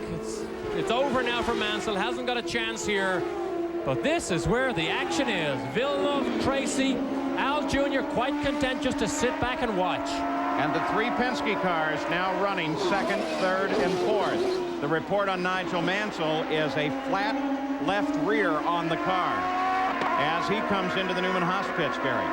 Well, we watch alongside this crew. No evidence of the rears being down, but you can never tell. May have lost some pressure. He's off the jacks in a way, and they'll assess those tires now. And this has been a day full of frustration for Nigel Mansell. Through one of the key passing zones again, and yet Paul Tracy is not able to move into position to take on Jacques Villeneuve. Reynard have won 2 races this year on street circuits. Never won on a road course like this. What a turn up for the books it would be for the man who's already locked up the Rookie of the Year honors. But the pressure he's under now to have the super powerhouse behind him, waiting, forcing him into a mistake. We're going to watch his every move. You'll get a glimpse from time to time of that bright yellow car of Teo Fabi, who runs in 5th now. And he is in tight contact with the leaders of this race. So it's still anybody's game here with 14 laps to go. 14 long laps to go. Over 4 miles. If he can settle down, Villeneuve could win this. And the real question was, he's been running this car so loose all day. Did he have the stamina to continue to run it with the aerodynamics really pretty well flattened out to give him very strong straightaway speed? But what kind of toll is that going to be taking on him? That's it. Uncharted territory here for this man. Under pressure. Hang on to that car. Do not make a mistake. If you do, those 2 men will pounce. Nigel Mansell came back into the fight in 17th position, Gary Gerald. Well, the interesting thing is the fact that they checked the tire pressure on all 4 of those that came off. None of them were deflated. So Nigel may have thought he had a puncture. In fact, it appears he did not. So that stop extremely costly for Nigel Mansell, who was running solidly in competition until he came in. 37 laps complete now. Let's get an update from Jan Vikas. Well, when Jacques Villeneuve took the lead, their crew went absolutely crazy. And you say, well, why? Well, they had the opportunity to watch on a monitor to see our coverage. They can see it right here. They're all huddled around the monitor. Remember, with a 4-mile lap, you wouldn't see the cars very often if you didn't have one of those. They went absolutely crazy. It looked like they were at a hockey match, and they just scored the winning goal. One quick update, they feel they do not have to lean it down very much to make it to the end. They think they've got it right where they want it. Well, of course, there is that possibility. He may have scored the winning goal with that particular move. Boy, what a brave move it was, though. I can't get over what a super move that was. The power move of the race was what Villeneuve pulled off. I raced with his dad in Formula 1. He was Mr. Excitement all the time. And this young man here seems to have inherited all those genes, the bravery, but he's born with the talent, and Barry Green surrounds him with the car. What a day, what a turn-up this could be if he can hang on. But let's remember, 13 very, very long laps to go. Paul Tracy seemed to have this race totally under his control. Turned the fastest lap of the race at 132 miles an hour on the 8th lap. Dominated right from the start and through the first pit stop. But boy, that last restart, what a spectacular moment that was. And that gave Jacques Villeneuve the top position, and he seems to be able to hold on to it without any trouble at all. He's almost a full second ahead now, though a full second here doesn't mean much at all. I wonder, did the pace car have something to do with that start? Because the Penske cars, here it is again. Now look at the brave move down the inside. Now here's Tracy, almost hits him. He might have hit him. And then the run down. Watch this. Wheel to wheel, bang, they touch. And Villeneuve comes off best. He dives for the apex.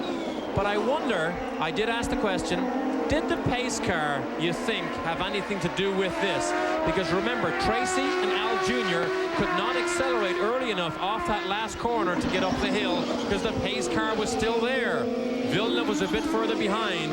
I don't know whether that gave him a slight advantage. Well, and adding to that would be the fact that for a few seconds there, Al Unser Jr. was past Tracy as well, so there certainly could have been an accordion effect as they came up the hill. But for the moment, the end result is Jacques Villeneuve is running at the top of the field. His best finish on a road course was a 4th at Cleveland. He was 2nd, of course, at the Indy 500 a year ago.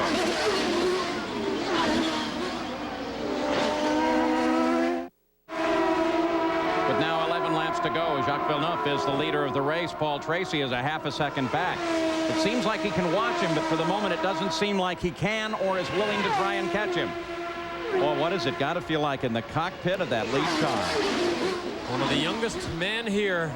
What a weight on his shoulders.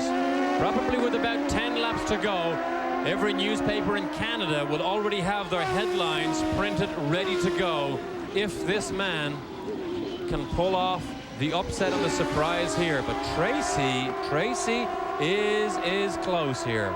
Still, the issue is going to be whether or not the pace car figured into that as they climbed the hill. I just threw out that question. It was a thought that seemed unusual to me. And if we get time, we may be able to get a comment at the end of the race from a Tracy or a Penske driver on that. But it doesn't really make any difference right now. There was no infraction. Villeneuve made the move. That's the key. He took advantage. Look at him now. Well, there are only about 3 things that can really cause that kind of situation. Slow pace car coming up the hill, or at least a compression behind the pace car, falter in the engine, or a missed shift, wouldn't you think? Yeah. Who cares which one caused it? Doesn't matter when you're in front. Blair's car is leading. All right, Mike Groff out of the race prematurely. Gary Gerald is there. Well, we talked about frustration for a lot of folks, and Mike Groff, you've had your share this season. It's been tough finishing races. What was the problem today? Well, it definitely has. I think we've finished 5 of these darn things this year, and it's been a tough year, but actually, I think what put us out was low oil pressure on the engine, and it's really unfortunate because I think Honda's really worked very hard to get to this point. We just really haven't had the luck with the engines, unfortunately. I know they'll be back, and last 2 races we'll have the new version engine like Bobby, and the Motorola car will be up running strong last 2. What about your plans now for the 1995 racing season? Well, right now they're definitely a little up in the air, but I've had some good conversation with a couple teams, and it's all been pretty encouraging right now, and I'd say right now it's pretty early to say what's happening, but we're feeling good about the way things are going. Well, we certainly hope it works out. You've done a super job in our estimation in trying to help this team along in a very tough season. Thanks a lot, Gary. Appreciate it. Paul? Derek, unfortunately, standard answer number 3 there. He doesn't have a whole lot on the horizon at the moment. And how things might have changed for Mike Groff if that Honda engine had been spectacular. Mike and Bobby Rahal may look like heroes right now as Gugelmin ends his day on the grass in the Hollywood Reynard. Was running 14th. No indication from the course as to why he might be off the edge of the course. He is staying with the car, though he's propped his steering wheel up there like he might have wanted to get out for a moment. On board now, the Alumax car, Stefan Johansson. He's been trying to hold off Bobby Rahal for the past several laps. Rahal is just behind him, currently running in 10th place for Johansson. The Delco Electronics telemetry there as they look at the gear changes. And he is mindful that he will step into the 94 Penske next year. What a potent machine that is. He'll have the 95 engine spec and the 94 chassis, and he should be a front runner again for Tony Bettenhausen. Stefan Johansson, who will get married to the lovely Gabriella on October at the end of this season. Stefan Johansson started 19th, now runs in 10th place. Scott Goodyear right ahead of him.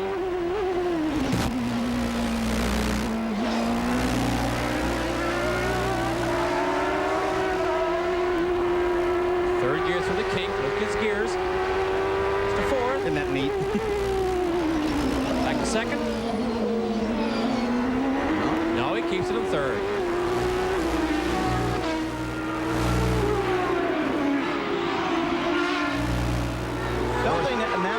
This kind of thing we're seeing here with a sequential, the drivers gets a gear indication of what gear they're in on the dash, because it's not like the old H pattern. Gear shift never moves position after you select a gear, so you sometimes may not know what gear you're in.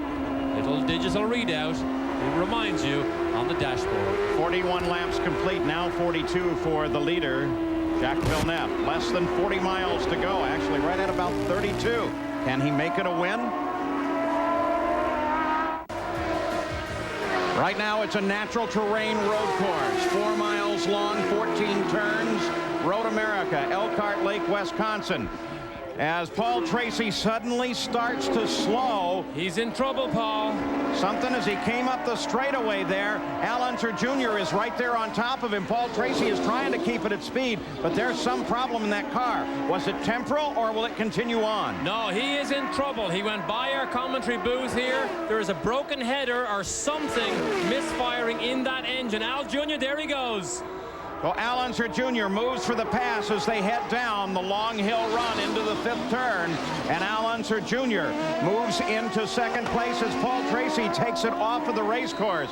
Whatever it was, he knew it was terminal. Gary, do they know that in the pits? No, the crew does not know why. We checked with them, and they said, we don't know what it is. They knew there was a problem. They've watched the monitor. They've seen what you just reported, and now they go back to the other side of the wall, and they'll await the return of their man. Boy, it looked like, as you were saying just minutes ago, looked like he had this thing wrapped up. Well, Paul Tracy shortcut the course and is now climbing the hill to the pit area, so we'll keep track of that, because at the lead there is no fight going on now. It's Al Unser Jr.'s race to try and take away from Jacques Villeneuve. As here comes Paul Tracy. He slows to a stop. He throws the wheel off and he's ready to climb out of the car right away. Whatever it was, he certainly knew what it was. Well, he gets to take an earlier flight back to Canada than he anticipated. His wife, Tara, due to deliver today their second child, so he would have liked to have stayed in competition for Villeneuve for a little bit longer, but Tracy's day, unfortunately, is over because we may have had a doozy at the end. What this does is gives this man a little bit of breathing room. He came across the line on the last lap about a second and a third ahead of Al Unser Jr. The two Penske cars now in pursuit.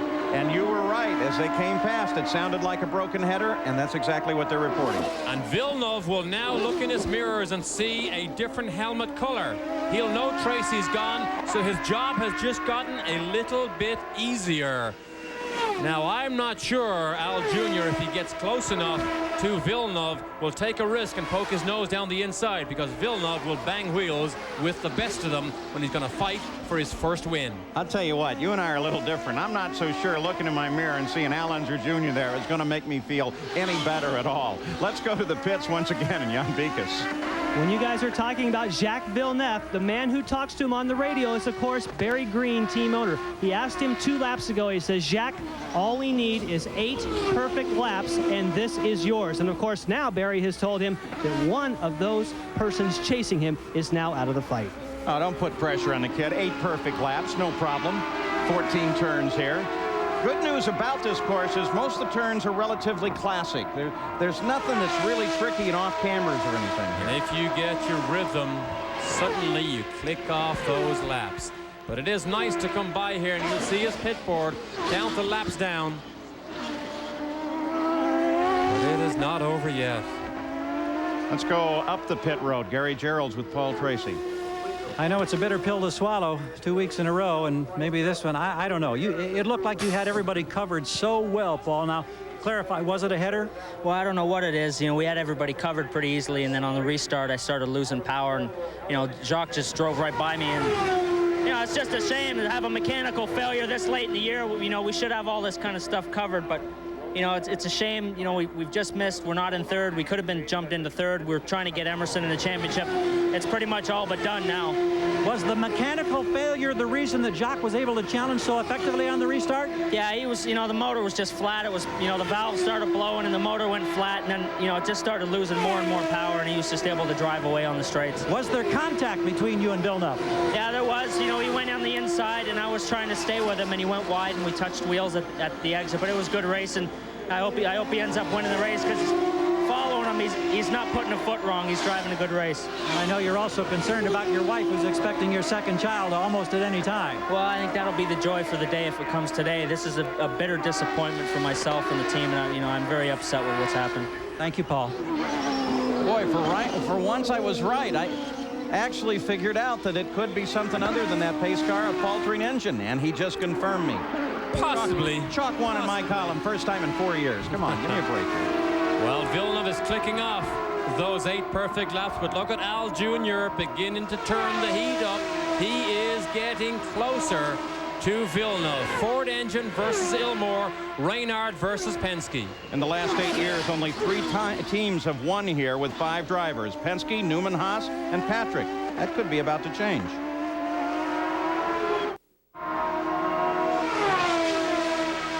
Back at the Texaco Haviland 200, Road America, Elkhart, Lake, Wisconsin. Very busy sports weekend up here. The Packers are playing. Wisconsin played at home yesterday, and yet they still have a record crowd here today for the Indy cars. Now, Al Unser Jr., as you saw by the interval, has been closing in. But, Derek, is it a chance worth taking? Oh, I don't know. The door will have to be left wide open by Villeneuve for an Al Jr. to stick his nose down the inside. Remember, he saw Tracy and Villeneuve bang wheels in that first corner, and it looks as if Villeneuve's car does have the legs on Al Jr. down the straight. But under braking, Al Jr. definitely seems to gather him up a little bit. Something else to remember. Al Unser Jr. is right now in the position that would earn him the championship. If he tangles here and goes off course, that possibility is shot for him.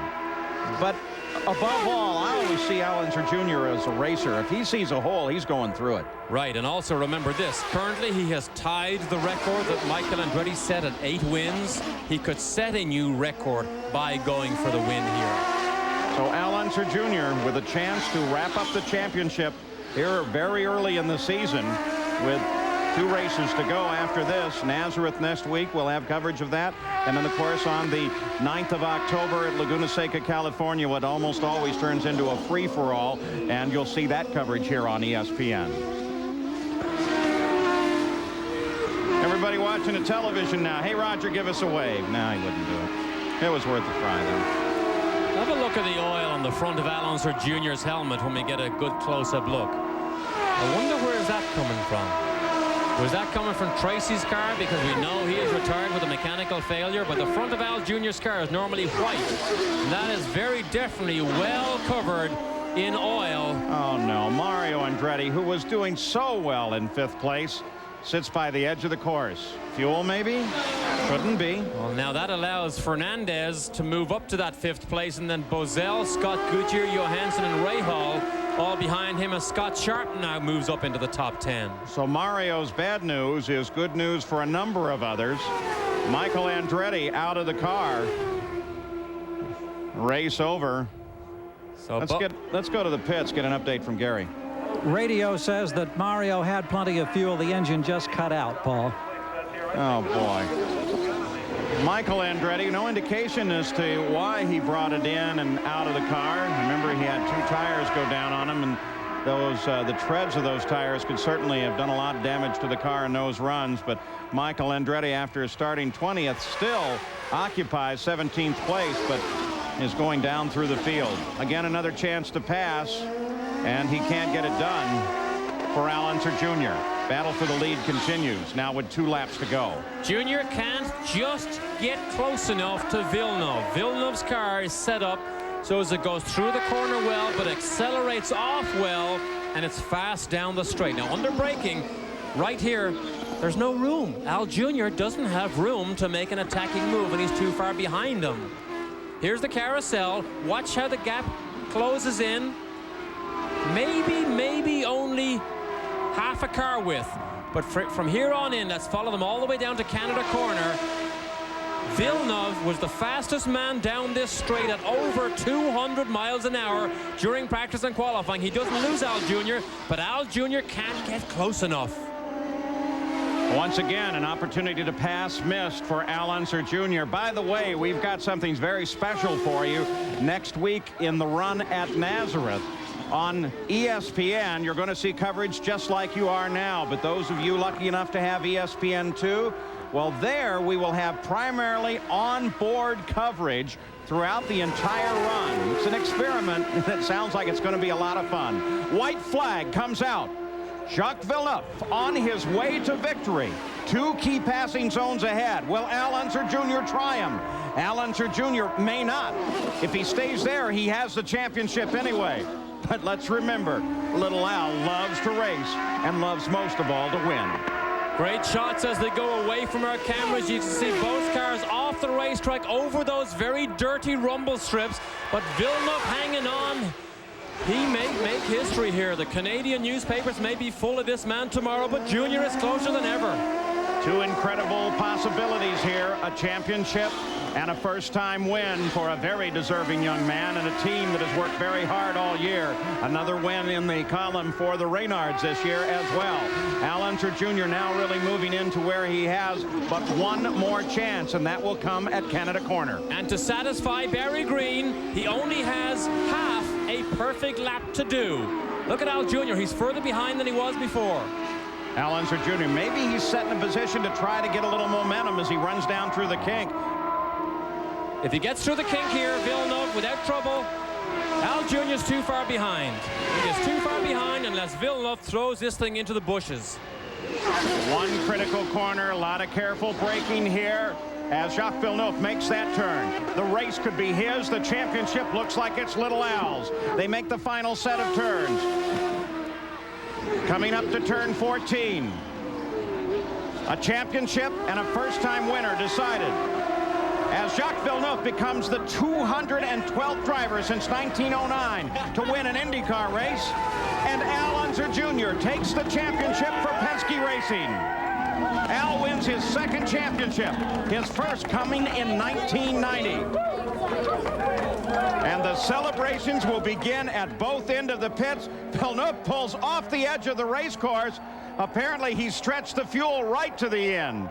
Unbelievable. Gary Gerald? Well, we've got both microphones here. Come on in, Ned. The radio network is here. Roger, the emotion of a championship, the first since 1988. Well, it's amazing. I'll tell you, these guys have just done an outstanding job on this team to bring these cars home. Al, what a great pick to get him on our team this year. I want to congratulate Emerson, obviously, and Paul had a rough rig today, but Villeneuve drove a super race. But again, Al had to finish this race up to make this championship be a reality. But again, I take my hat off to our sponsors and everybody else. So many things have happened. The new engine program, the success at Indianapolis under that pressure cooker of time, and then this steamroll through this season. Have you ever experienced anything quite like this? Well, it's a point in time, as I've said to everyone. You know, we're on top today. It'll be somebody else tomorrow, but it's a fantastic feeling, and I'm just glad to be here. And I want to thank everybody who's been involved in this program, our sponsors, our folks in England, the engine shop, and just everyone for all the support they've given us. We'll see you in Victory Lane. Thanks a million. Thanks.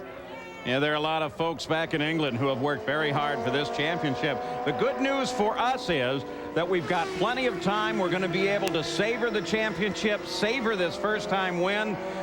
The battle for second place will still continue. Look at this. The young man walks back all by himself, leaving his car by the edge of the race course. He isn't even going to have the pleasure of being able to drive into Victory Lane, but he is the winner nonetheless. First car this year to win without any red on the car. Jan Beekes knows how to get an exclusive. Well, we had the opportunity to catch up with Jacques Villeneuve as he was walking back, waving to the crowd. Now Tony Sacali comes up and gives him the hug. Congratulations. This man, the smile on your face tells it all. Oh, yeah, nice job. As one of the Green brothers congratulates you. Fantastic job. What a great restart. How'd you pull that off? Well, Paul started too early and got slowed down by the pace car, and then I had a great tow. And there was just a little bit of room to the inside, so I went for it, locked the wheels. Then I was hit from behind and just fought for it, and it worked. I want to thank the team because they did a great job. And in the two pit stop, I made big mistakes. I didn't put it in first gear in the first one. I stalled the second one, and they didn't let me down. They did a great job, and so we could win the race.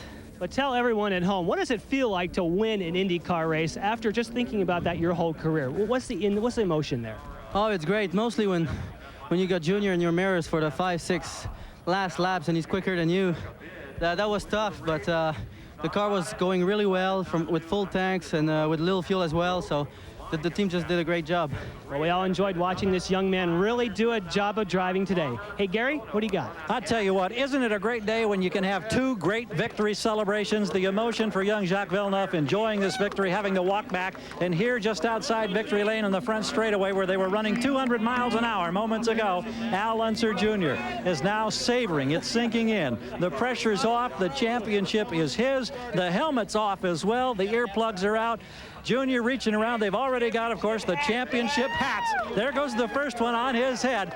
Team Penske 1994 PPG IndyCar champion. Junior, here's Nigel Mansell to offer congratulations, the defending champion, with an embrace for Al Unser Jr. and a big thumbs up. And as it begins to sink in now, What a marvelous, marvelous feeling you must be enjoying at this moment. Oh, yeah. I mean, it's incredible. The whole team, the Marlboro Team Penske, did a great job. And, you know, what can I say? I owe everything to them. I mean, you know, we got out there and we just did our best and stayed out of trouble. And you know, it's the whole Team Penske that really did it, and I thank them. When you look back over this season now and you think back to the season opener in Australia, how big did you dare to dream at that time? Well, you know, I knew that, you know, Penske Racing has set the standard since I first started driving. And, you know, Uncle Bobby and Dad both drove for him. They both won championships for him. And they said if you ever called to jump at it. And Roger called, and so we jumped at it.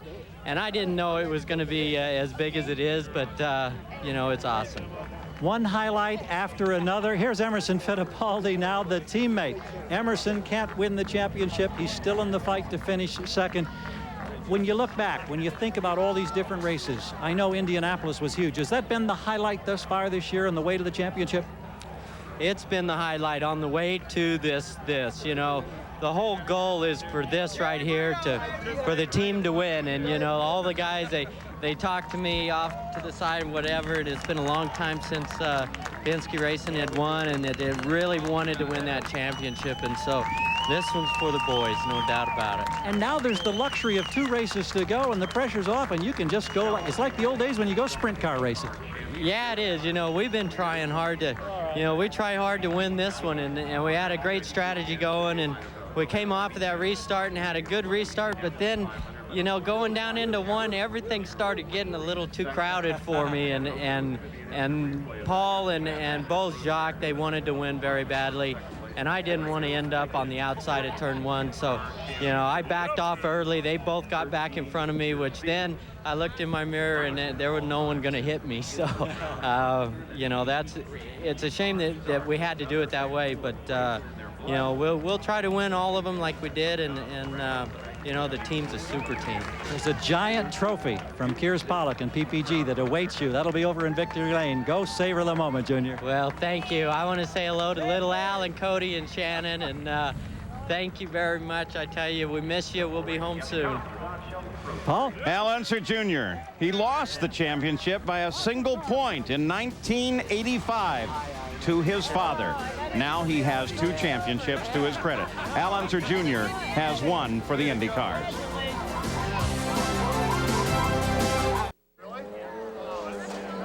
Well, the Texaco Haviland 200 at Road America is over. We've got plenty of good interviews and celebrations, so don't go away. Take a look at this with Fittipaldi standing right next to our new winner, Gary.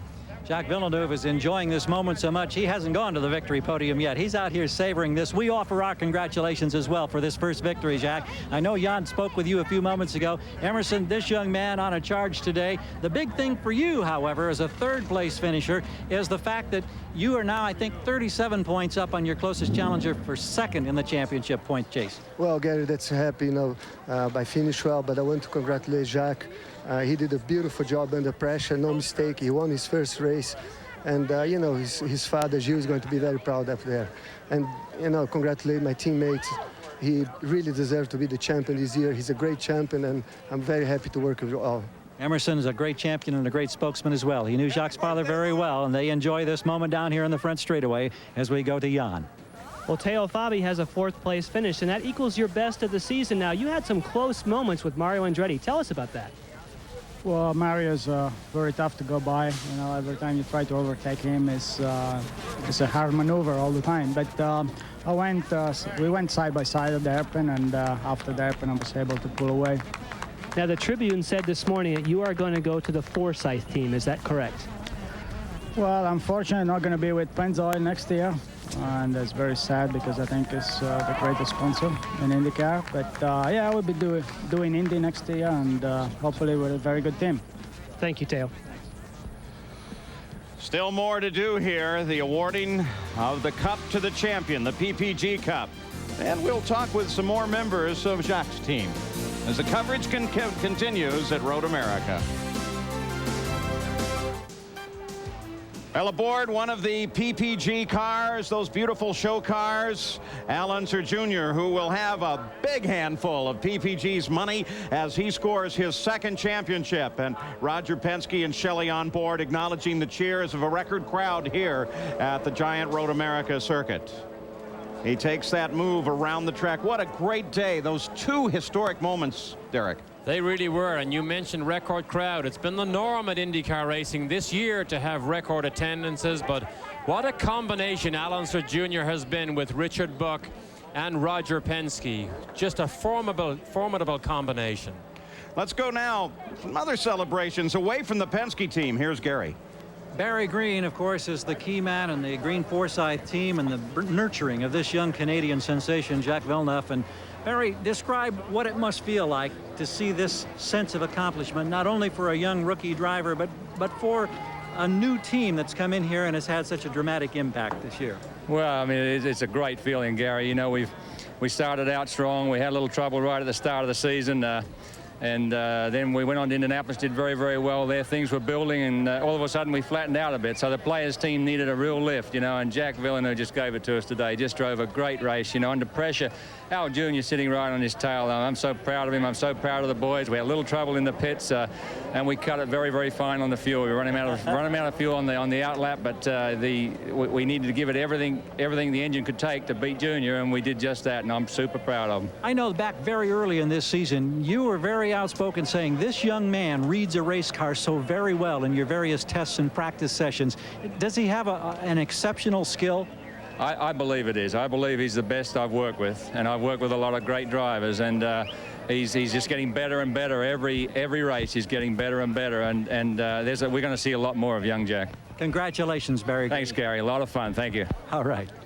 There's a very deserving guy, but he's so good at bringing new drivers along. Remember, he helped put Teo Fabi on a rookie pole at the Indy 500.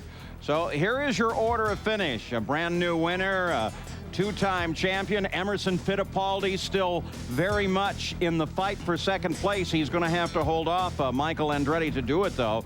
Teo Fabi comes home in fourth. Spectacular finish there. Adrian Fernandez, the best finish of his career thus far. Scott Goodyear, Stefan Johansson, Bobby Ray Hall, Scott Sharp, and Dominic Dobson. That team looking very strong. Christian Danner kept that car in there all the way to 12th today. Nigel Mansell had his problems, fell out for the moment. He is not the champion of anything. First time in 2 years. Hiro Matsushita, Giovanni Lavage, Mario Andretti, then Michael, then Paul Tracy after leading in the early going and was such a strong candidate to win. Mauricio Gugelmin, Mike Groff, Marco Greco, Ari Lyondike, Alessandro Zampedri, Willie T. Ribbs comes home in 24th place. Unofficial results here. Robbie Gordon has his problems earlier. Mark Smith started so well and was looking powerful. Eddie Cheever, Jimmy Vasser, Frank Freon, who came in just at the last moment, and Claude Bourbonnais was the first car out of the race. So finishing that long lap and waving at all the fans here is our new champion. There's still more that happened here at Road America, so stick around with us. Should be interesting. We'll be back. Here's a driver on his Arrivederci tour, Mario Andretti. He finishes 16th here today and is with Jan. Mario, you finished 16th today because of some motor problems, but for a while you had a great race going with some guys like Teo Fabi. What does it feel like doing your last race here on a circuit that I'm sure you enjoy? Well, I was somewhat enjoying myself because the car was very consistent. We were very slow in a straight line, and I think that was our drawback, but the handling of the car was okay, so it was, you know, it was a fun race for me, and you know, we could have probably come away with a fifth, which is points, and I certainly need them at the moment. But, you know, I think right at the end there, you know, for no reason that I can see, the engine just packed up, seized, and that's it. I'm sure a lot of people ask you this very same question, but there's only 2 races left. That has to be going through your mind, that there's only 2 left for Mario before IndyCar racing is over. Well, you know, that's why it would be that much more important to be able to finish. You know, naturally, we're doing everything possible to try to see that we get to the end. And I know that the crew and everyone, you know, they're doing their job. It's just that for some reason or other, we're just unlucky in the engine department. We've had a lot of failures this year for I don't know why. And I don't know what we could do. You know, like I said, this would be nice to kind of come home with some results. You know, our main sponsor, one of the main sponsors, Texaco, is a race sponsor, so I think it would have been nice for them as well. But we did the best we could. Mario Andretti, a man who still loves his racing. I'll tell you what, his fans still love him. We've seen signs like this and some very warm friendship with the fans throughout the entire year as he's on his Arrivederci tour. Let's take a look at what is the defining moment of this race and, to a degree, the championship. This is as they were coming back from the last caution period. Now, take a look at the pace car as Paul Tracy came screaming past, as did second and third Unser Jr. and Villeneuve. But as they got down after the green flag was when all the action really broke out. And there's no doubt in my mind that pace car had an influence on this action right here. But look at Tracy, almost hits him. That probably is the first contact there. And watch how close they come down the hill. Bang, touch each other again. But that was the deciding moment. All right, well, let's look here. Tracy did suggest that he was already suffering his engine problem at this point. Now remember, Al Jr.'s leading right here, and both cars come down the inside. But watch the first contact. Tracy turns behind Villeneuve, hits him right there. That's only a gentle touch. Then they accelerate out of the corner. Tracy hopes to keep the inside line, but watch what Villeneuve does. Forces the issue, and watch contact number 2. Tracy has to back out of it. That was the deciding move from 23-year-old Jacques Villeneuve, who is so nonchalant I can hardly believe. Doesn't faze him whatsoever, but for Barry Green to say that he's the best he's ever worked with, what an accolade that is. But I think it also goes to prove a new team like Forsyth Green Racing, it goes to show you there is no magic to being successful in racing. You just have to have all the parts and then make it work for you. So our new winner up on the podium acknowledges the crowd. We'll be back with a little bit more. 9 years. Back at the Texaco Haviland 200, where the celebrations are underway for a first-time win and for a championship. Now remember, next week it's still a battle in the Indy cars. The Bosch Spark Plug Grand Prix from Nazareth, Pennsylvania, as his hometown says arrivederci to Mario Andretti, a track where he could very possibly score a victory. So Al Unser Jr. has taken the championship, and they're going to move him over, Jan, to car number 1. That's right, Paul. This is the very pit board they showed him on the last lap. Obviously, Al Unser Jr., car number 31. Now that he's won the championship, what does that mean for next year? Numero uno. I'll tell you what, I don't, Derek, want to take anything away from young Villeneuve at all. Let's review the points, though, before we get back to that. And the fact is that there's no question about number 1. There is quite a question sitting there in second place as Emerson Fittipaldi and Michael Andretti will battle it out. And Paul Tracy very definitely wants to prove his ground in the fight as well. So there's still very much a fight here. It kind of is setting the final race of the season at Laguna into a possible free-for-all if those battles are resolved. Let's go to Gary Gerald. Well, Paul, we're right down here in front of the victory podium. You see the magnificent PPG IndyCar World Series Championship Cup, all 200 pounds plus of it. It's right in front of Al Unser Jr., Kears Pollock of PPG, Carol Wilkins down here to handle the ceremonies. The congratulations are being offered, and a new champion is being brought into the IndyCar ranks. Here's Kears Pollock now shaking the hand of Al Unser Jr. He acknowledges, and this crowd echoes the great sentiment of a magic moment in IndyCar racing for 1994. You love that smile? Al Unser Jr. takes the championship. Jacques Villeneuve with a new victory. And in his home race in Toronto, Peter Collins, who owns the Team Lotus Formula One team, came to watch Jacques Villeneuve. He has had that type of influence on the other side of the ocean, not just here in IndyCar. And I remember when I met him for the very first time, he was 9 years of age, walking around the harbor in Monte Carlo with his mother, Joanne, who I don't know whether she's even here or not to enjoy the day, but she used to come to some of his Formula Atlantic races. But she has a star on her hands. And one of the good pieces of news is he is staying in the Indy cars. He's very solid in that relationship with Barry Green, and so he's going to stick around for a while, and I think the indication today is we're going to be treated to some great battles. There he is. He ran past the start-finish line here and then pulled off the edge of the course. Didn't have the pleasure of bringing the mount into the pit area with him to cruise down to the winner's circle. He was able to walk up there with Jan Beekes, though. Special congratulations not only to Jacques Villeneuve, who takes his first victory, but to Al Unser Jr., his second PPG Cup. I'm Paul Page. So long from Road America.